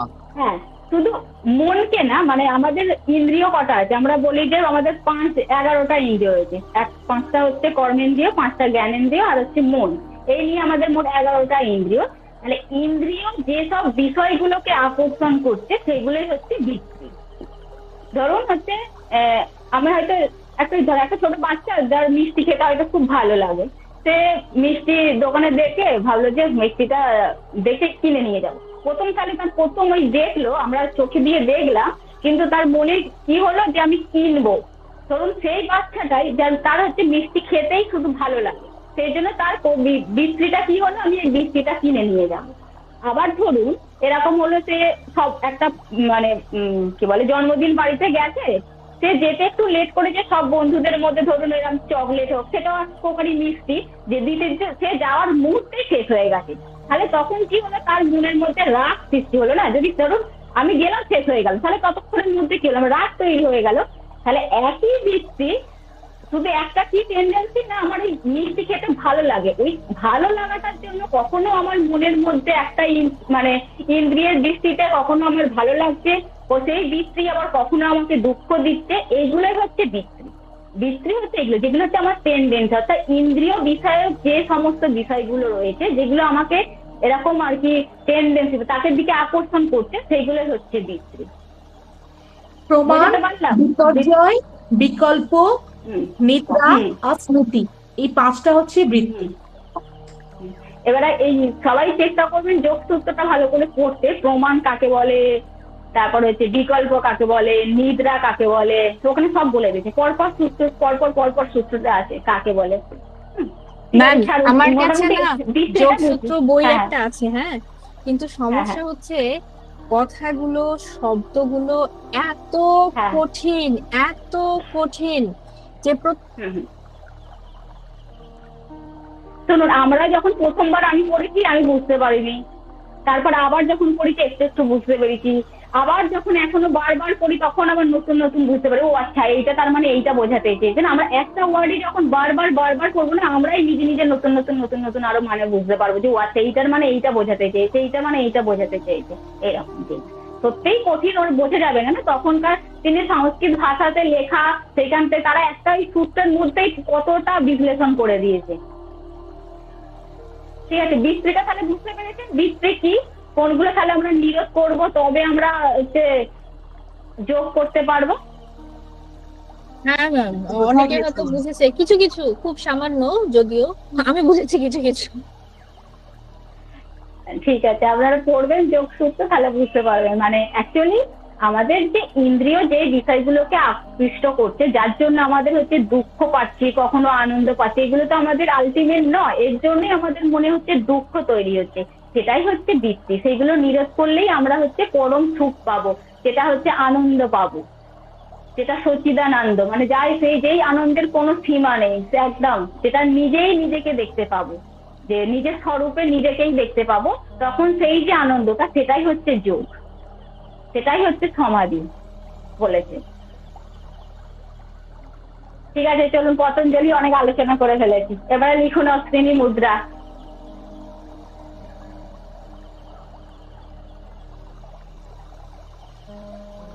এটা হচ্ছে অশ্বিনী মুদ্রা কি, এরকম যে কোনো আমরা ধ্যানাসনে বসবো, শরীর, পিঠ, মাথা এরকম সোজা থাকবে, ধীরে ধীরে কি করবো আমরা শ্বাসটাকে নেব, আর হচ্ছে আমাদের কি অ্যানালটা রয়েছে, যে অ্যানাসটা রয়েছে সেটাকে আমরা সংকোচন করব, আর হচ্ছে প্রসারণ করব, সেটাই হচ্ছে অশ্বিনী মুদ্রা। অ্যাকচুয়ালি এই অশ্বিনী মুদ্রার নামটা এসছে না, অশ্ব মানে ঘোড়া যখন আর কি পটি করে, তারপরে ওরা ওই জায়গাটাকে ক্লিন করার জন্য না বারবার এরকম সংকোচন প্রসারণ করে, সেইখান থেকে নাম হয়েছে অশ্বিনী মুদ্রা। ম্যাম একটু আরেকবার বলবেন, কোনটা? এই যে অশ্বিনী মুদ্রাটা হচ্ছে, হ্যাঁ, অশ্বিনী মুদ্রা হচ্ছে আমাদের হচ্ছে ধ্যানাসনে বসে শুধু অ্যানাসটাকেই হচ্ছে সংকোচন আর প্রসারণ করা, সেটাই হচ্ছে অশ্বিনী মুদ্রা। জি জি। শ্বাস প্রশ্বাসটা কিরকম ভাবে হবে? শ্বাস প্রশ্বাস আমরা শ্বাস নেব, আবার এখানে সংকোচন করব, শ্বাস ছাড়বো, রিলিজ করে দেবো, ব্রিদিং এর সাথেই হবে। ইনহেল করব, সংকোচন করব, এক্সহেল করব, রিলিজ করে দেবো, ব্যাস। কতক্ষণ টাইমটা? এটা হচ্ছে আমরা 5 থেকে 10 রাউন্ড করাবো, কিন্তু 10 রাউন্ড যদি পেশেন্ট, এটা নর্মাল এমনি বুঝতে বলাতে, কিন্তু যখন আপনি পেশেন্টদের করাবেন তখন এইভাবে আপনি মিনিমাম 20 টাইমস করে করাতেই হবে। এটার সাথে না আমাদের যে স্ফিনক্টার আর কি মাসেলসটা রয়েছে সেইটাও হয়, যাদের দেখবেন বারবার হচ্ছে ইউরিন লিক হয়ে যায় বয়স বাড়ার সাথে সাথে, তখন যদি এইটা করানো হয় তখন ওইখানকার মাসেলসটা আর কি খুব ডেভেলপ হয়েছে, তখন এই সমস্যাটা অনেক কিওর হয়ে যায়। এটার সাথে কি কুম্ভকের কোনো সংশ্লিষ্টতা আছে, যে শ্বাস ধরে রাখতে হবে সংকোচনের? না, শ্বাস ধরতে হবে না, শুধু হচ্ছে না সংকোচন আর প্রসারণ, কিচ্ছু ইনহেল করবো আমরা, সংকোচন করবো, এক্সহেল করবো, আমরা হচ্ছে রিলিজ করে দেবো। আচ্ছা, এটার সাথে যে মুদ্রাটা ব্যবহার করব, সেই মুদ্রার সাথে কি আমরা কি কখনো প্রেসারের কোনো কাজ করতে পারবো? হ্যাঁ, যদি আপনার মনে হয় যে আপনি সেখানে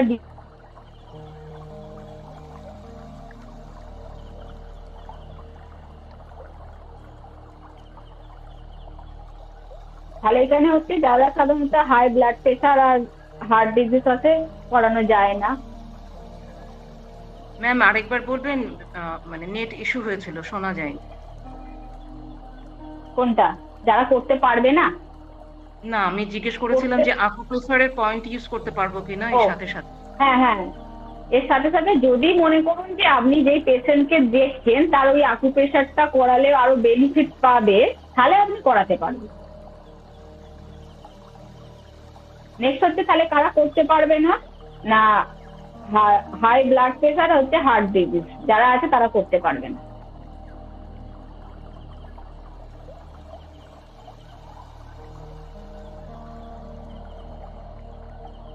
বেনিফিটস ওরকম ইউট্রাস আর হচ্ছে অ্যানাল সম্বন্ধীয় যাবতীয় যা সমস্যা আছে সেটাকে কিওর করে, যে ইউট্রাস প্রোল্যাপস হয়ে যায় সেটাকে কিওর করে, যে মেনস্ট্রুয়াল যে ডিসঅর্ডার থাকে, যে সমস্যাগুলো থাকে সেটা কিওর করতে সাহায্য করে। একবার বলেন। আরেকবার ম্যাম, একটু আরেকবার। হ্যাঁ, ইউটেরাস আর হচ্ছে অ্যানাস ওই জায়গাটা আর কি মূলাধার চক্রের যাবতীয় যা সমস্যা কিওর করতে সাহায্য করে। ইউটেরাস যদি প্রোল্যাপস হয়ে যায় সেটাকে ঠিক করতে সাহায্য করে। তারপরে হচ্ছে মেনস্ট্রুয়াল ডিসঅর্ডার, সেটাকেও ঠিক করতে সাহায্য করে। ম্যাম তাহলে প্রেগনেন্ট অবস্থায় করা যায়? হ্যাঁ, প্রেগনেন্ট অবস্থাতেও করাবো, কারণ হচ্ছে ওই সময় ওই জায়গাটার মাসেলস গুলোকে আমাকে স্ট্রেংথ বাড়াতে হবে। থাই মাসেলস মানে পেলভিক মাসেলের স্ট্রেংথ যদি বাড়ে না, তাদের ওই তাহলে কি হবে, ওখানে ব্লাড সার্কুলেশনটা ভালো হবে। ব্লাড সার্কুলেশন যত ভালো হবে তাহলে বাচ্চা ও মায়ের দুজনেরই ভালো থাকবে। ওখানকার মাসেলস গুলো সমস্ত যেগুলো রয়েছে করানো যাবে। তাহলে এটা নরমাল মানে বেবি হতে তো সাহায্য করবে নাকি? এখন তো বেশিরভাগ একদম একদম, হ্যাঁ হ্যাঁ একদম একদম। ঠিক প্রোস্টেটের জন্য ভালো হবে। হ্যাঁ, ওখানটায় নরমালি তো সব জায়গাতেই আছে না, বললাম যে ওইখানে অ্যানাস আর হচ্ছে ইউট্রাস সমস্ত যেটা ছেলেদের। আর পোস্টেটের জন্য আর একটা খুব ভালো একটা মুদ্রা আছে যেটা আর কি ব্রজলি মুদ্রা আর কি আছে এরকম। সহজলি যেটা মেয়েদের জন্য ইউজ করা যায়, ব্রজলি বলে একটা মুদ্রা আছে, সেটা ইউজ করে থাকেন করানো। আরেকবার নামটা বলবেন প্লিজ। ব্রজলি আর হচ্ছে সহজলি। ব্রজলি আর সহজলি মুদ্রা। সহজলি, হ্যাঁ মুদ্রা, হ্যাঁ ওটাও মুদ্রা।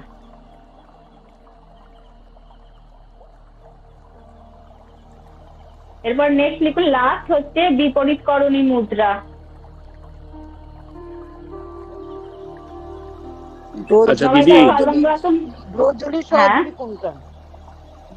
ব্রজলি সহজলি জাস্ট আমি নাম বলে বললাম, এগুলো আমি বলিনি কিরকম, ওটা সব অনেক রকম দেখা। শুধু জানুন যে ওই রকম ওই ব্রজলি আর সহজলি ওরকম, যে ব্রজলিটা হচ্ছে ছেলেদের হচ্ছে পোস্টেটটাকে আর কি কন্ট্যাক্ট মানে সংকোচন আর প্রসারণ করা, সহজলিটা হচ্ছে মেয়েদের হচ্ছে ইউরেটাটাকে আর কি সংকোচন প্রসারণ করা। দিদি, আপনি যদি অনুমতি দেন আপনার ক্লাসের মাঝখানে একটু ঢুকে আমি হাসান, আপনি যদি অনুমতি দেন আপনার ক্লাসের মাঝখানে, সেটা হচ্ছে দিদি মাত্র আমি সকলের উদ্দেশ্যে একটু বলতে চাই। দিদি যে বললেন যে অশ্বনী মুদ্রার ফিজিক্যাল বেনিফিটস গুলো, তো আমি একটুখানি দিদির সাথে যুক্ত করতে চাই। অশ্বনী মুদ্রা আমাদের মূলাধার চক্রকে অ্যাক্টিভেট করে, তাই তো দিদি? মূলাধার চক্রকে আমাদের অ্যাক্টিভেট করে, এবং এই মূলাধার চক্র যখন আমাদের অ্যাক্টিভেট হয় তখন আমাদের কুণ্ডলিনী জাগ্রত হয়। এটার মাধ্যমে আমাদের ক্লিনজিং এর মাধ্যমে থার্ড আই ওপেনের একটা যথেষ্ট সম্ভাবনা থাকে যদি আমরা পবিত্রভাবে সেটাকে ইউজ করি। যেহেতু আমি মেডিটেশন নিয়ে কাজ করি, থেরাপিটিক আমাদের দিদিরা আছেন, ওদের কাছ থেকে শিখছি আমি, কিন্তু বিষয়টা হচ্ছে এই অশ্বিনী মুদ্রাটা এতটাই এফেক্টিভ। এবং দিদি যে আজকে 3-4টে মুদ্রার কথা বললেন, এই প্রতিটি মুদ্রা কিন্তু আমাদের এই থার্ড আই ওপেন এবং আমাদের চাক্রাসকে ক্লিনজিং করতে এবং অ্যাক্টিভেট করতে কিন্তু ভয়ঙ্কর রকমের সাপোর্ট করে। এটা আপনাদের নিজেদের ট্রান্সফরমেশনের জন্য ভয়ঙ্কর রকমের কাজ করবে। আপনি নিজেকে যদি একজন সত্যিকার অর্থে যোগী হিসেবে নিজেকে প্রেজেন্ট করতে চান, সেখানে দিদি একটু আগে কিন্তু একটা দারুণ কথা বলেছেন। এই যে আমাদের মুদ্রাগুলোর মাধ্যমে আপনি কিন্তু একটা দারুণ কথা বলেছেন, আপনারা খেয়াল করেছেন কিনা জানি না, কেউ খেয়াল করেছেন? দিদি কিন্তু একটা চমৎকার কথা বলেছেন, একটা চমৎকার কথা বলেছেন, যেটা আমাদের সকলের মনে মনে ইচ্ছে, সেই কথাটা কিন্তু দিদি বলেছেন। বলেন তো কি বলেছেন দিদি? দিদি একটা দারুণ কথা বলেছেন, কারো মনে আছে?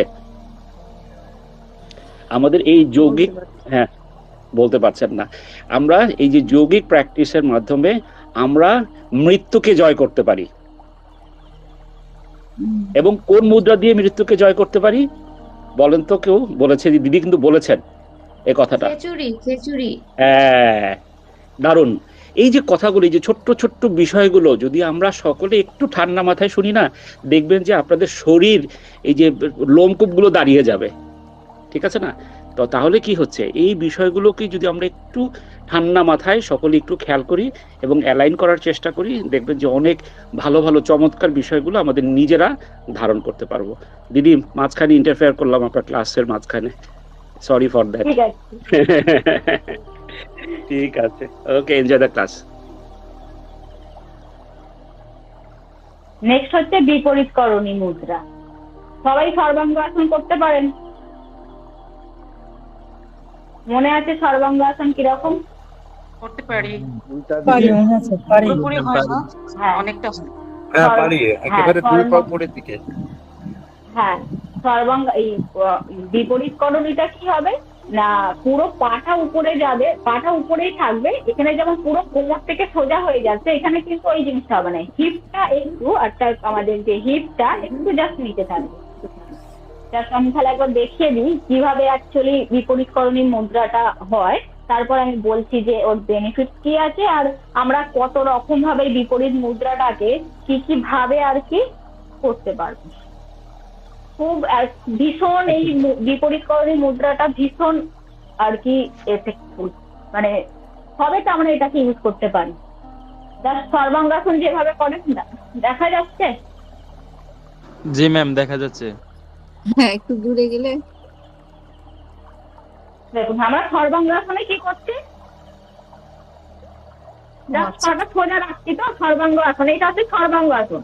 কিন্তু বিপরীতকরণে কি হচ্ছে, আমি হিপটাকে এরকম, হিপটা আমার একটু জাস্ট বেন্ড থাকছে এই পজিশন, আচ্ছা এইভাবে থাকছে। এটা হচ্ছে বিপরীতকরণী মুদ্রা, মানে এরকম। আমরা তো জানি এটা আসন। হ্যাঁ, এটা বিপরীতকরণী আসন হিসাবে হয় অ্যাকচুয়ালি, কিন্তু মুদ্রা এটা সবাই বিপরীতকরণী আসন হিসাবে একটু প্র্যাকটিস করুন। হ্যাঁ, একদম।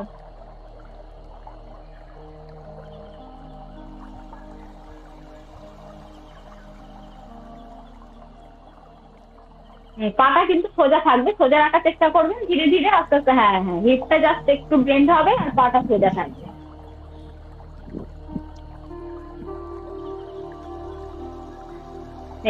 তাহলে হচ্ছে এটা এইভাবে লিখুন যে চিত হয়ে শুয়ে পা দুটোকে উপরে তুলতে হবে। আচ্ছা, পাটা, হ্যাঁ, পা দুটো উপরে থাকবে, দুটো হাত দিয়ে জাস্ট কোমরটাকে দুটো হাত দিয়ে ধরে থাকবো।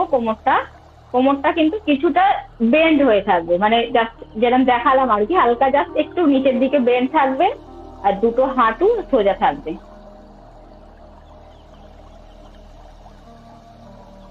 এটা হচ্ছে বিপরীতকরণী মুদ্রা। এবারে হচ্ছে যেটা আমরা আসন, পা সোজা থাকবে, যেটা আসন আর কি, সেটাই হচ্ছে মুদ্রা। উপরের দিকে কিন্তু সোজা থাকবে। হ্যাঁ, সোজা থাকবে, হ্যাঁ সোজা থাকবে, শুধু জাস্ট আমার হিপটা আর কি বেন্ড হয়ে থাকবে। এরা লিখুন যে কারা কারা করতে পারবে না। যাদের হচ্ছে হাই ব্লাড প্রেশার আছে, হাইপার থাইরয়েডিজম আছে, নেক পেন, শোল্ডার পেন, আর হচ্ছে ডিউরিং হচ্ছে মেনস্ট্রুয়েশন, যখন আর কি পিরিয়ড চলছে তখন আর কি করতে পারবেন। এই দেখুন, একটা কথাই জেনে রাখবেন যে যত ইন্ট্রোভার্ট পস্টার গুলো রয়েছে না, আমরা কিন্তু তখন হচ্ছে আমরা কোনো মেনস্ট্রুয়াল যখন চলছে তখন আমরা কোনো ইন্ট্রোভার্ট পস্টার করাবো না, সর্বাঙ্গাসন না বিপরীতকরণী না শীর্ষাসন, মানে যেগুলো উপরের দিকে আর কি পা হয় সেই রকম আসন কিচ্ছু করাবো না। এটা শুধু মনে রাখুন যে যখনই আর কি পিরিয়ড চলছে তখন আমরা এইগুলো করাবো না, ইন্ট্রোভার্ট পশ্চার কিছু করাবো না। ম্যাম আমি জানি যে এই আপনার বিপরীতকরণী মুদ্রাটা ওইটাও পোস্ট্রেটের জন্য কাজ করে। হ্যাঁ হ্যাঁ বলছি, হ্যাঁ বিপরীতকরণী হচ্ছে মুদ্রা খুব ভালো। এরা বেনিফিটটা লিখুন কি কি আছে।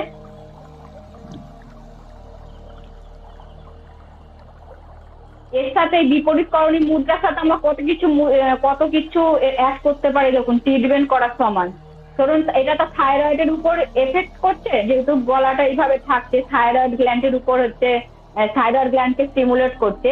এর সাথে আমরা কিন্তু উজ্জয়ী প্রাণায়াম করাতে পারি। হ্যাঁ, যখন আর কি আমরা করাবো পেশেন্ট যদি দেখি যে না এই সমস্যাগুলো রয়েছে, তাহলে আমি এর সাথে এটাকে আরো বেশি বা আর কি ভালো বেনিফিট পাওয়ার জন্য তাদেরকে আমি উজ্জয়ী প্রাণায়ামও করাতে পারি এর সাথে, বিপরীতকরণী মুদ্রার সাথে।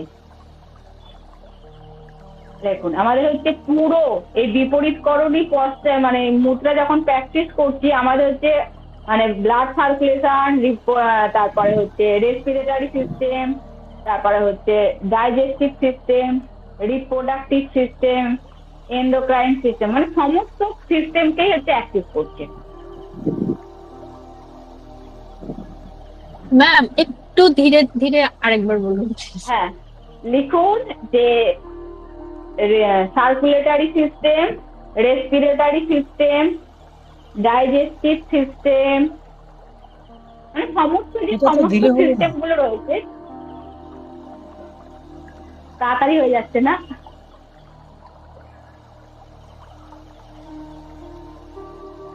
জি দেখুন digestive system, reproductive system, nervous system,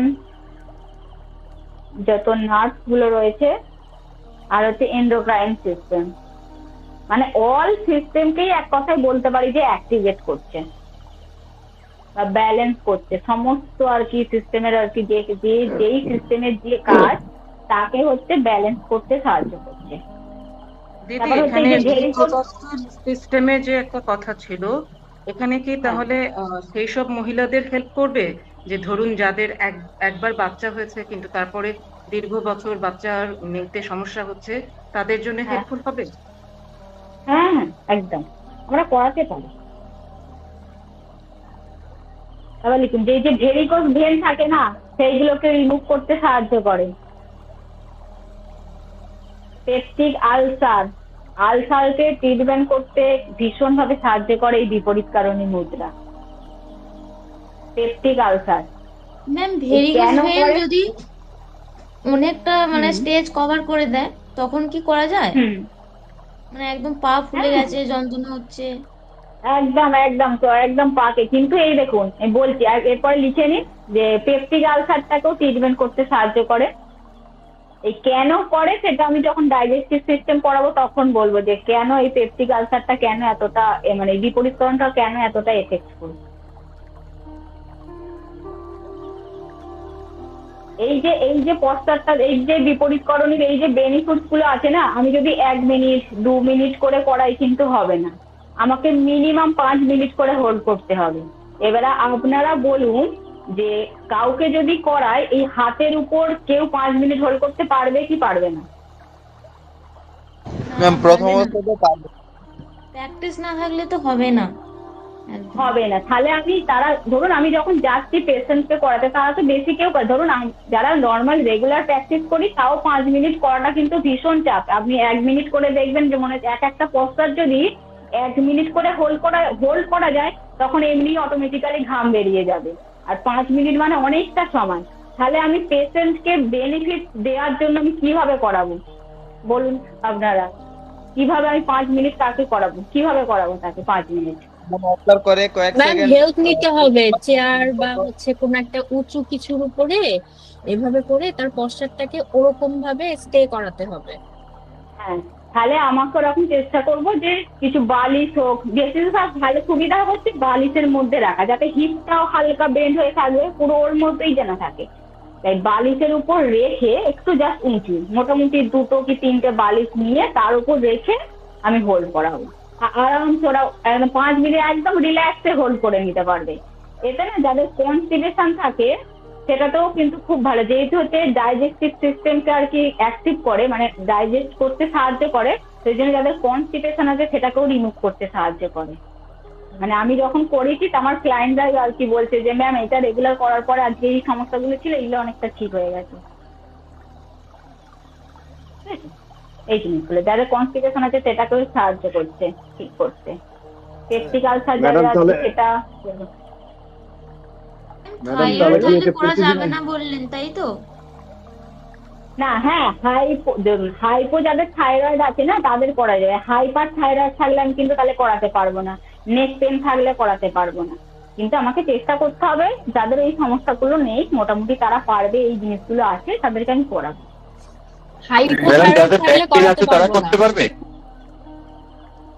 যাদের প্র্যাকটিস আছে না, প্র্যাকটিস থাকলেও 5 মিনিট হোল্ড করাটা খুব চাপের। আপনি প্রথমে 1 মিনিট 2 মিনিট এরকম ধীরে ধীরে বাড়ালে তখন করতে পারবেন করলেই করতে পারবেন। ব্যাক পেন যাদের আছে ব্যাক পেন যাদের আছে তো তাদেরকে আমি অতক্ষণ করাবো না, তাদেরকে ওই জাস্ট বালিশটা সাপোর্ট নিয়ে কিছুক্ষণ করাবো, ধরুন 1 মিনিট 2 মিনিট করিয়ে আবার রিল্যাক্স করে দেবো। তাহলে জিজ্ঞাসা করবে সে কমফোর্টেবল কিনা, যদি বলে যে না আমার অসুবিধা হচ্ছে কমফোর্টেবল নাই তাহলে আমি করাবো না। ঠিক এরকম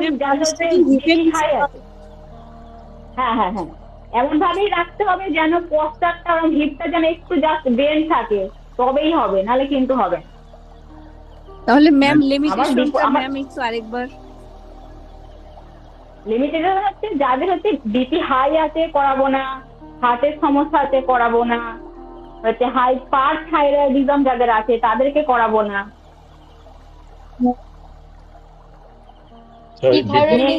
শোল্ডার হাইপার যাদের হচ্ছে হাইপার থাইরয়েডিজম নেক্সট দিনে আমি করাবো ব্যাক পেন আর নি পেন আর হচ্ছে থাইরয়েড হাইপার আর হাইপোথাইরয়েডিজম এই ডিজিজ নিয়ে পড়াবো নেক্সট দিন ক্লাসে। একটা প্রশ্ন ছিল, এই বিপরীত কারণী মুদ্রা এবং উজ্জায়ী প্রাণায়াম একসঙ্গে কিভাবে, এটা একটা ডেমনস্ট্রেশন যদি দিতেন, মানে মুদ্রা আর প্রাণায়ামটা কিভাবে? মুদ্রাটা কি করছে, আমরা তো হোল্ড করছি, আর প্রাণায়াম কি করছে, আমি গলা দিয়ে শ্বাসটা মানে মুখ দিয়ে শ্বাসটা নিয়ে গলা জাস্ট শ্বাসটা নেবো, যখন গলা দিয়ে সাউন্ডটা হবে না মানে জাস্ট এইখান গলা থেকে সাউন্ডটা আমি নেবো শ্বাসটা নেওয়ার সময় উজ্জয়ী প্রাণায়াম করার সময়। নেক্সট দিন আমি দেখিয়ে দেবো যখন আমি ওইগুলো পড়াবো। আর একটা যেটা অনেকটা সময় হয়ে গেছে, নেক্সট হচ্ছে যেটা বলছি এর সাথে আরো কি কি আমি ইউজ করতে পারি এই বিপরীতকরণী মুদ্রার সাথে।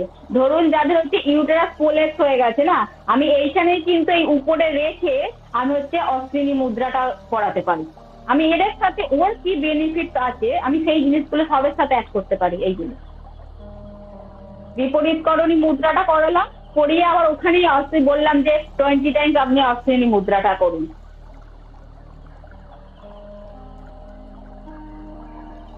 তাহলে সেটা কি হবে, তাহলে ওই ইউটেরাসে কি প্রলেপ হয়েছে? হ্যাঁ ইউটেরাস যদি প্রলেপ থাকে না, ধরুন ইউটেরাসে যেখানে থাকার কথা সেখান থেকে একটু নিচে নেমে এসছে, তাহলে আমি সেই জায়গাটাকে ওই মাসেলসটাকে আবার মানে স্ট্রেংথ বাড়ানোর জন্য এবং সেটাকে আবার ঠিক জায়গায় নিয়ে যাওয়ার জন্য এইটাকে আমরা করাতে পারি। বিপরীতকরণী করিয়ে তারপরে অশ্বিনী। আচ্ছা হয়ে যাওয়ার পর তারপর অশ্বিনী মুদ্রা দেব না, বিপরীতকরণী মুদ্রাটা বলছি একসাথে আমি অনেকগুলো বেনিফিট পাচ্ছি বিপরীতকরণী মুদ্রাতে। আমি বিপরীতকরণী মুদ্রাটা লাগিয়ে দিলাম যাদের ধরুন ভেরিকোজ ভেনের সমস্যা রয়েছে সেটা ঠিক হবে, ডাইজেস্টিভ সিস্টেম ঠিক হচ্ছে, কনস্টিপেশন ঠিক হচ্ছে, তার সাথে ধরুন ওই সমস্যাটাও রয়েছে, তাহলে ওটাকেও আমি কিওর করতে পারছি। না বলছি বিপরীতকরণীটা করে নেওয়ার পর 5 মিনিট করে নেওয়ার পর তারপর অশ্বিনী না ওর সাথে? না বিপরীতকরণী 5 মিনিট করে নেওয়ার পর নয়, ওর সাথে আমি ওই বিপরীতকরণী মুদ্রা করছি 5 মিনিট আছে তো আমি বললাম যে আপনি 2 মিনিট হোল্ড হয়ে গেল, তারপরে বললাম যে আপনি 20 সেকেন্ড অশ্বিনী মুদ্রা করুন বা 20 টাইমস মানে সংকোচন আর প্রসারণ করুন, আমি বলে দিলাম। তারপরে করলো আবার একটু 30 সেকেন্ড রেস্ট দিলাম, আবার বললাম করুন। এইভাবে রিপিটেশন করাতে হবে না, 2 থেকে 3 বার করে মিনিমাম রিপিটেশন তো করাতেই হবে। ম্যাডাম পুরুষদের জন্য প্রস্টেটের কাজ দেবে? হ্যাঁ আমি যখন এর সাথে আবার অশ্বিনী মুদ্রাটা করছি তাহলে তখন আমার প্রস্টেটেরও কাজ হচ্ছে। ম্যাম এর সাথে শ্বাস প্রশ্বাসটা কি হোল্ড করে রাখতে বললেন? না, শ্বাস প্রশ্বাস একদম ব্রিদিং এ সব সময় হচ্ছে নর্মাল থাকবে, কিন্তু আমি যখন অশ্বিনী মুদ্রাটা করাবো তখন আমি শ্বাসটা নেব, সংকোচন করব, শ্বাসটা ছাড়বো আর হচ্ছে রিল্যাক্স করবো। শুধু যখন আমি অশ্বিনী মুদ্রাটা করাচ্ছি সেই মুহূর্তে, তারপরে ব্রিদিং নর্মাল। ওকে ম্যাম, ঠিক আছে, আজকে এখানে শেষ। ম্যাম সর্বাঙ্গাসন থ্যাংক ইউ ম্যাম। সর্বাঙ্গাসন আসনের সাথে বিপরীত করের মুদ্রার ডিফারেন্সটা কি হচ্ছে, মানে বেনিফিটটা? বেনিফিট সেম, একই। আমি এইটাতে সর্বাঙ্গাসনেও করাতে পারি, সেমই বেনিফিট আছে, কিন্তু সর্বাঙ্গাসনে ওই জায়গাটাতে অশ্বিনী মুদ্রাটা লাগানোটা করাটা খুব চাপ হয়ে যায়, যেহেতু একদম সোজা থাকে না পাটা, সেই জন্য একটু জাস্ট বিপরীত করণীতে এই অশ্বিনী মুদ্রাটা করতে খুব সুবিধা। এছাড়া পুরো বেনিফিট একই একদম, যা যা ওরও করতে পারবে না এটাও ঠিক সেম তাই করতে পারবে না। ম্যাম একটু এক সেকেন্ড বলতাম যে অশ্বিনী মুদ্রাতে যে বললেন যে দমের ব্যাপারটা, শ্বাস প্রশ্বাস মানে সংকোচন করার সময় দমটাকে নেব এবং যখন সংকোচন তখন হচ্ছে ছাড়বো। আচ্ছা আচ্ছা, নেয়া এবং ছাড়া সংকোচন। আচ্ছা ম্যাডাম আমরা কি এটা প্রতিদিন করতে পারি? একদম প্রতিদিন করতে পারেন, একদম একদম। এইটার বলা আছে, মানে যৌগিক টেক্সটে বলা আছে মিনিমাম যদি কেউ 3 ঘন্টা করে করে, মানে 3 ঘন্টা যদি করে এই বিপরীতকরণী মুদ্রা, তাহলে সে মৃত্যুকে জয় করে। সে কোনোদিনও বুড়ো হবে না, তার চুলও পাকবে না, কিচ্ছু হবে না, সে একদম চিরযৌবন থাকবে। 3 ঘন্টা এই বিপরীতকরণী মুদ্রা বলছি সেটা যোগীদের জন্য, মানে যোগীরা কিভাবে করতো আর কি তখনকার দিনে, সেইটা আর কি বলা আছে। যোগীরা যেভাবে প্র্যাকটিস করতো তার 3 ঘন্টা বলা আছে। যদি কেউ রেগুলার 3 ঘন্টা, মানে 3 ঘন্টা যদি করে, সে 3 মাসেই হচ্ছে সিদ্ধি লাভ করে যাবে আর কি, মৃত্যুকে জয় করে নেবে। ম্যাম এই যে খেচুড়ি মুদ্রার কথা বললেন তো, এটা না খেচুড়ি মুদ্রা না, এটা বিপরীতকরণী মুদ্রা। খেচুড়ি মুদ্রাটাও ওটা ওরকম আছে, কিন্তু বিপরীতকরণীটাও তাই। আচ্ছা আচ্ছা, আমি সবাইকে একটু রিকোয়েস্ট করছি, যারা প্রশ্ন করবেন একটুখানি রিকোয়েস্ট করছি সবাইকে, যারা প্রশ্ন করবেন হ্যান্ড রাইজ করুন। একসাথে সবাই মিলে কথা বললে দেখা যাচ্ছে বিশৃঙ্খলতা সৃষ্টি হচ্ছে। আমি একে একে সবাইকে সুযোগ দিচ্ছি, প্রশ্নের উত্তর দিবেন ম্যাম অবশ্যই। আপনারা সবাই হ্যান্ড রাইজ করুন, আমি একে একে আপনাদের নাম বলবো। আমি দেখতে পাচ্ছি যে আবুল কালাম ভাই আপনি হ্যান্ড রাইজ করেছেন, আপনি বলুন আপনার যা প্রশ্ন আপনি জিজ্ঞেস করতে পারেন। জি ধন্যবাদ আপু আপনাকে। ম্যাম আমার আসলে 3টা প্রশ্ন আছে, আমি একটা একটা করি, ছোট ছোট প্রশ্ন। এটা হচ্ছে যেহেতু বিপরীতকরণ মুদ্রা পড়ানো হয়েছে, এটার একটা প্রশ্ন হচ্ছে আমরা জানি প্রেগন্যান্সিতে হচ্ছে কনস্টিপেশনের কিছু প্রবলেম থাকে, সেই ক্ষেত্রে আমরা কি প্রেগন্যান্সিতে এই বিপরীতকরণ মুদ্রা করাতে পারবো কি না? না না না, করানো যাবে না প্রেগন্যান্সি। আচ্ছা, দ্বিতীয়ত হচ্ছে ম্যাম ওই মহামুদ্রা যখন পড়িয়েছেন, মহামুদ্রাতে শ্বাস নিঃশ্বাস এবং প্রশ্বাস এই জায়গাটায় আমার কনফিউশন ছিল, শ্বাসটা কখন নেব আর কখন ছাড়বো? দেখুন যৌগিক যে কোনো যখনই আপনি আসন করবে, নর্মালি আমরা যখন এই হাত তুলছি না, যখনই আমরা হাত তুলছি তার মানে কি হচ্ছে আমাদের লাংস কিন্তু ওপেন হচ্ছে, তখনই আমরা তাহলে ইনহেল করব। আর যখন আমরা জাস্ট এই হাতটা নিয়ে যাচ্ছি মহামুদ্রাতে, তার মানে হালকা জাস্ট বেন্ড করছি, তখন এক্সহেল করব। এরকম প্রত্যেকটা পশ্চারেই ঠিক তাই হবে। যখন যে কোনো পশ্চারে যখনই আমরা হাত ওঠাচ্ছি বা সাইডে নিয়েছি, যখনই আমাদের লাংস ওপেন হচ্ছে যে পশ্চারে, সেইখানেই আমরা ইনহেল করব। আর যখন আমরা ডাউন হচ্ছি সেখানে সবসময় এক্সহেল করব। এটা হচ্ছে নিয়ম। জি, আর মহামুদ্রা পড়ানোর সময় আপনি আরেকটা মুদ্রার কথা বলতেছিলেন, যেটা হচ্ছে আমরা ওই যে চোখটাকে উল্টিয়ে আজ্ঞা চক্রের দুই জায়গায় এক জায়গায় রাখবো, এই মুদ্রাটার নাম কি? এটা হচ্ছে সাম্ভবী মুদ্রা। সাম্ভবী মুদ্রা। সাম্ভবী। সাম্ভবী, হ্যাঁ, তালবস্য ময়ে ভয়ে বয়ে দিয়েছি, সাম্ভবী। জি, আরেকটা প্রশ্ন আছে আমার, এটা হচ্ছে আপনি মধ্যে হচ্ছে দর্শনের কথা বলতেছিলেন, যেমন সাংখ্য দর্শন, যোগ দর্শন, এরকম আরো 5টা বা 7টা দর্শন বলেছিলেন। হ্যাঁ, আমাদের ইন্ডিয়ান ফিলোসফিতে মোট 6টা দর্শন আছে, মানে 9টা দর্শন আছে, যেটাকে আর কি 3টে হচ্ছে নাস্তিক আর 6টা হচ্ছে আস্তিক। নাস্তিক মানে হচ্ছে যারা ঈশ্বরকে বিশ্বাস করেন না আর বা বেদকে বিশ্বাস করেন না, আর আস্তিক মানে হচ্ছে যারা বেদকে আর কি বিশ্বাস করে, অর্থাৎ মানে ঈশ্বরকেও বিশ্বাস করে, মানে অ্যাকচুয়ালি বেদকে বিশ্বাস করে, তাকে বলা হচ্ছে আস্তিক। এরকম আছে হচ্ছে ন্যায় দর্শন আছে, সাংখ্য দর্শন আছে, বৈশেষিক আছে, তারপরে হচ্ছে বেদান্ত আছে, উত্তর মীমাংসা আছে, যোগ দর্শন আছে, এইভাবে 6টা দর্শন আছে। জি ধন্যবাদ ম্যাম। আমার প্রশ্ন জি জি ম্যাম বলুন। আমার প্রশ্ন এটুকুই ছিল। আচ্ছা থ্যাংক ইউ। যদি এরপরে যদি এখানে বা যদি আরো ডিটেলস আরো মানে ধরুন 1 বছরের কোনো যদি কোর্স করায়, তখন হচ্ছে আমার এইটাই অনুরোধ, যদি মানে যদি যোগকে সত্যিই বুঝতে হয় তাহলে আমাকে সাংখ্য দর্শনকে আগে বুঝতে হবে, তারপর যোগ দর্শনকে বুঝতে হবে। পুরোটাই যেন থাকে, সাংখ্য দর্শনও থাকে আর যোগ দর্শনে মানে পুরোটা 196টা সূত্রই যেন পড়ানো হয়, এটা আমার রিকোয়েস্ট থাকবে। তবে অ্যাকচুয়ালি যোগ কি সেটা ভালো লাগবে, জানতে পারবেন, তাহলে আরো ভালো লাগবে যে অ্যাকচুয়ালি হ্যাঁ যোগ কি, হঠযোগটা সম্পূর্ণ একটা আলাদা গ্রন্থ, আর যোগ দর্শন হচ্ছে যেটা মহর্ষি পতঞ্জলি লিখেন সেটা হচ্ছে আলাদা, সম্পূর্ণ আলাদা, ডিফারেন্স আছে, তাহলে বুঝতে পারবেন। আমি অনুরোধ করবো যেন এটা রাখে অবশ্যই, 196টা সূত্রই যেন পড়ানো হয়। ধন্যবাদ ম্যাম। আর নেক্সট হচ্ছে যে ইয়োগেলা এলা আপু, আপনি আপনার প্রশ্ন করতে পারেন।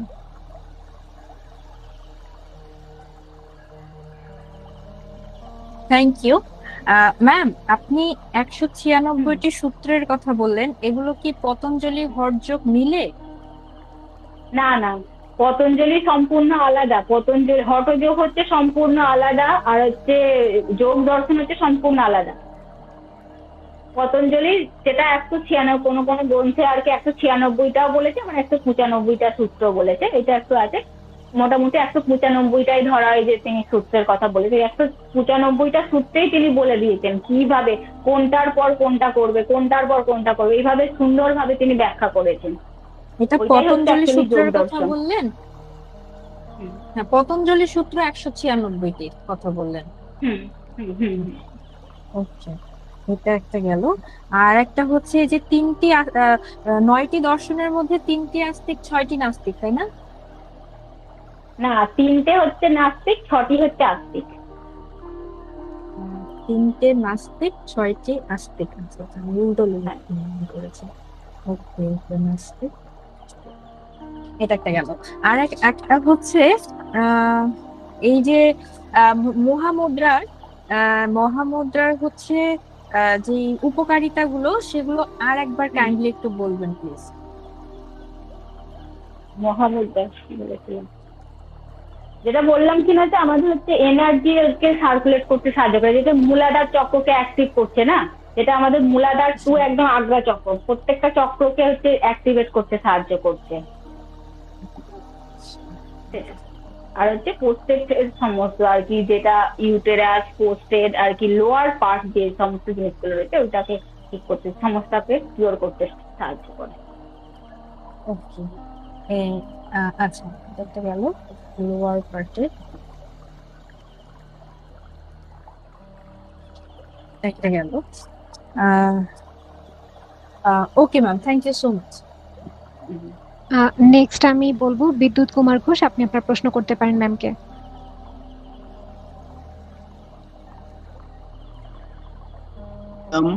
ধন্যবাদ ম্যাম আমাকে ফ্লোর দেওয়ার জন্য। আমার প্রশ্ন, বিপরীতকরণ মুদ্রা দিনে 3 ঘন্টা করা যাবে। আমার প্রশ্ন হচ্ছে এট এ টাইমে কত সময় করা যাবে, সর্বোচ্চ কত সময় করা যাবে এট এ টাইমে? দেখুন, এইটা 3 ঘন্টা করা যাবে, এটা বললাম যে যৌগিক ভাষায় আর কি বলা আছে, যে যখন আর কি যেসব যোগীরা প্র্যাকটিস করতেন তাদের বলা আছে তারা 3 ঘন্টা করে প্র্যাকটিস করতেন, তারা ওই একদম উচ্চ লেভেলে যাওয়ার জন্য। কিন্তু আমরা যদি ইন জেনারেল এখনকার দিনে বলি, তাহলে আমি সবসময় মিনিমাম চেষ্টা করবো 5 মিনিট করে ওইভাবে সাপোর্ট নিয়ে হোল্ড করার, তারপরে আমি আমার ক্ষমতা অনুযায়ী করব। সেটা 5 মিনিট থেকে যদি 10 মিনিটও করতে পারি সেটাও হবে। এই জন্য আসন প্রাণায়াম কোনো হচ্ছে টাইম বলা নেই, আমি আমার সবসময় বডির ক্যাপাসিটি অনুযায়ী প্র্যাকটিস করব। ধন্যবাদ ম্যাম। নেক্সট আমি রিকোয়েস্ট করবো রায়াদুল ইসলাম, আপনি আপনার প্রশ্ন করতে পারেন। ম্যাম আর্শিনী মুদ্রার সময় আপনি বলছিলেন মুদ্রাটা করার জন্য, তো এখন আমি ইয়াটা পারি না, মানে বসার নিয়মটা যে একটা পায়ের পাতাগুলো আরেকটা পায়ের মানে রানের উপর তুলে করে না, এই বসার নিয়মটা পারি না, তাহলে আমাদের কি নরমাল যেভাবে বসি এভাবে করলে হবে? হ্যাঁ হ্যাঁ, একদম একদম। ওখানে তো বলাই আছে যে কোনো সুখাসন। সুখাসন মানে আপনি যেটাতে কমফোর্টেবল ভাবে অনেকক্ষণ বসতে পারবেন সেটাতেই বসে পড়বেন।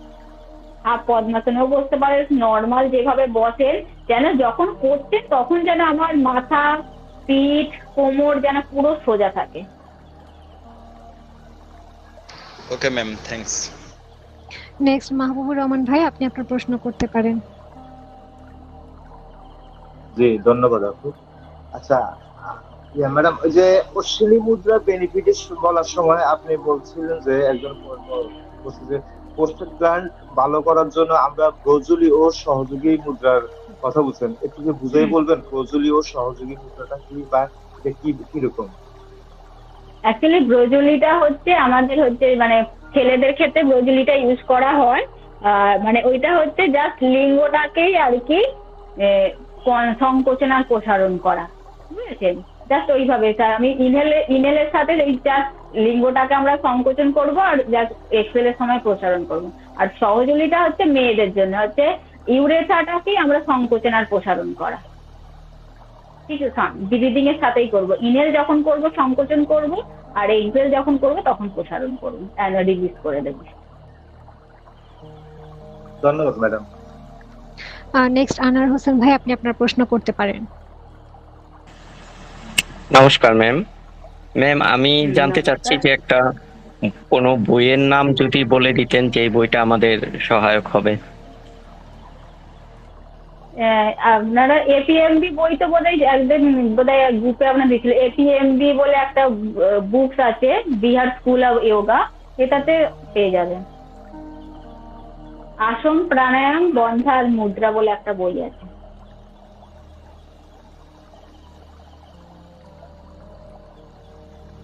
আচ্ছা, এখানে আমি একটু জুবায়ের এবং অর্পণার দৃষ্টি আকর্ষণ করছি। এই যে দিদি যে বইটার কথা বললো, এই বইটার পিডিএফটা তোমরা গ্রুপে দিয়ে দেওয়ার ব্যবস্থা করো, ঠিক আছে?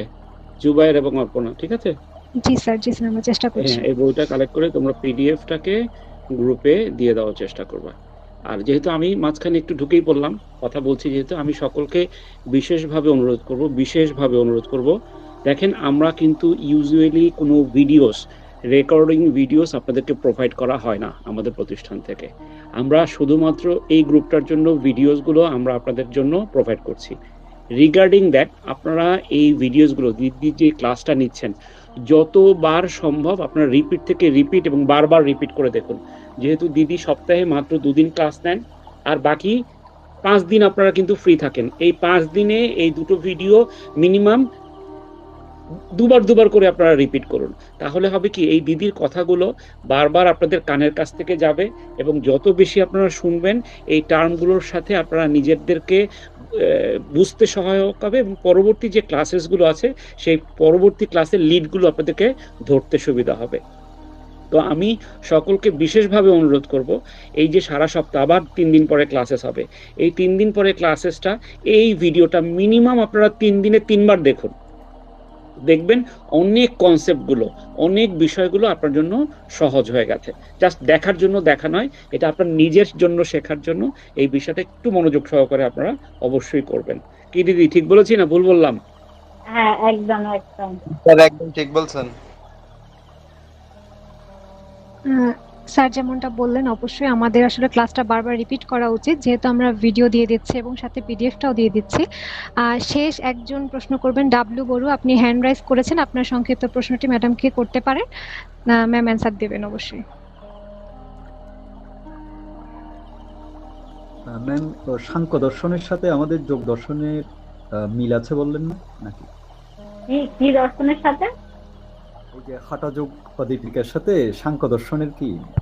না, আমি বললাম যে আমাদের ইন্ডিয়ান হঠযোগটা সম্পূর্ণ আলাদা, আর হচ্ছে আমাদের ইন্ডিয়ান ফিলোসফিতে হচ্ছে সাংখ্য দর্শন আর যোগ দর্শন হচ্ছে এক। সাংখ্য দর্শনটাকে আমরা বলি যে থিওরিটিক্যাল পার্ট, আর যোগটা হচ্ছে তার হচ্ছে প্র্যাকটিক্যাল। মানে আমরা থিওরিটিক্যাল পড়ে তবে তো আমরা প্র্যাকটিক্যালে যাব না, সেম ওটাই। ওখানে সাংখ্য দর্শন হচ্ছে 25টা তত্ত্বের কথা বলেছি, আর যোগ দর্শন এখানে 26টা তত্ত্বের। এই 26টা তত্ত্ব আর 25টা তত্ত্ব এই নিয়ে হচ্ছে দর্শনটা তৈরি হয়েছে, সাংখ্য দর্শন আর হচ্ছে যোগ দর্শন। আচ্ছা ম্যাম, পোস্টেডের আরেকটা কোশ্চেন লাস্ট, এটা হচ্ছে এই যে বাটারফ্লাই পোস্ট, এটাও কি আমরা পোস্টেডে ইউজ করা যাবে না যাদের? হ্যাঁ একদম একদম।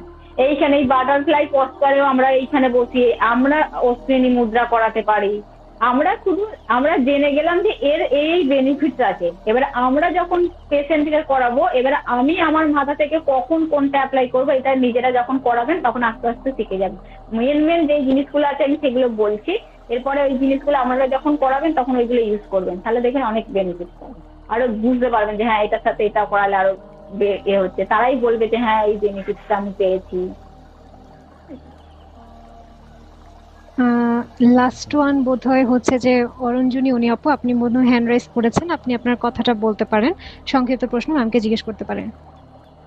হ্যাঁ, আমি খুবই সংক্ষেপে আর কি জানতে চাচ্ছি যে এখানে কোনো মুদ্রাতে আমরা ক্যান্সারের সাথে রিলেটেড কোনো বেনিফিট কি পাবো যে মুদ্রাগুলো আজকে শেখা হলো?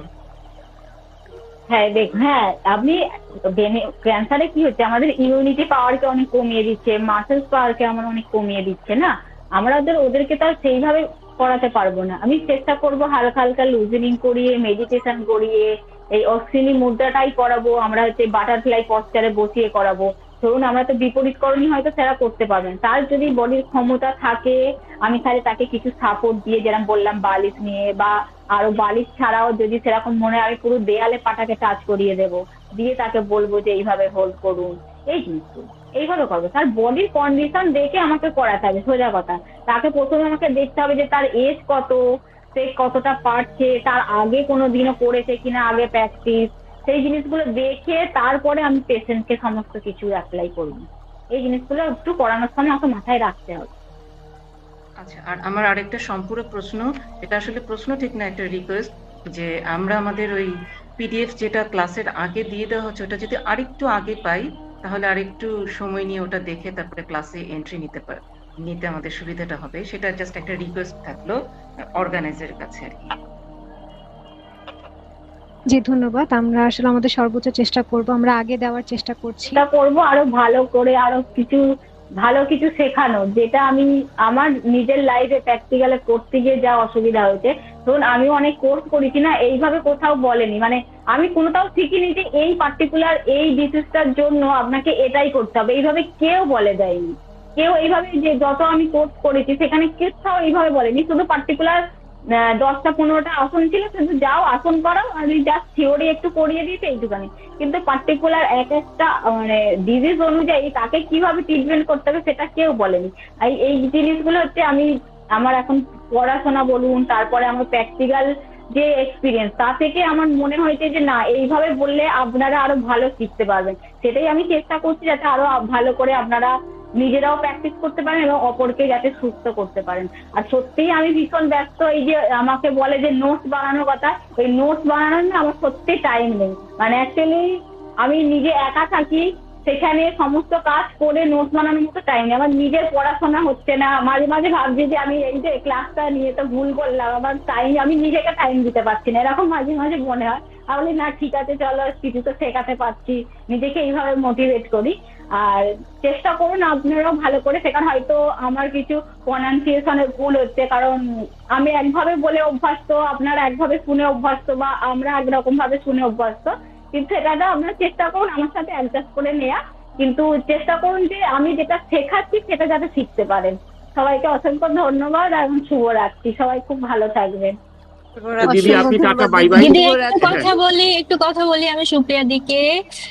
সে সো নাইস, মানে আমি খুবই আফসোস করছি যে এর আগে কেন, মানে হয় না যে পাচ্ছি এখন ঠিক আছে, কিন্তু একটা আফসোসের জায়গা থাকে যখন আমরা খুব ভালো কিছু পাই, যে ইস এটা আরো আগে পেলে আরো ভালো হতো, আরো ভালো করে শিখতে পারতাম, আরো অনেক কিছু জানতাম।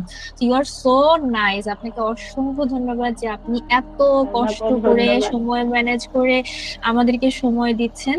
অসংখ্য অসংখ্য ধন্যবাদ। আপনি খুব ভালো থাকুন, সুস্থ থাকুন, অনেক অনেক শুভকামনা। আমাদের জন্য দোয়া রেখেন যেন যতটুকু পড়াচ্ছেন বোঝাচ্ছেন যেন ঠিকভাবে ওটা আমরা ক্যাপচার করতে পারি। অসংখ্য ধন্যবাদ।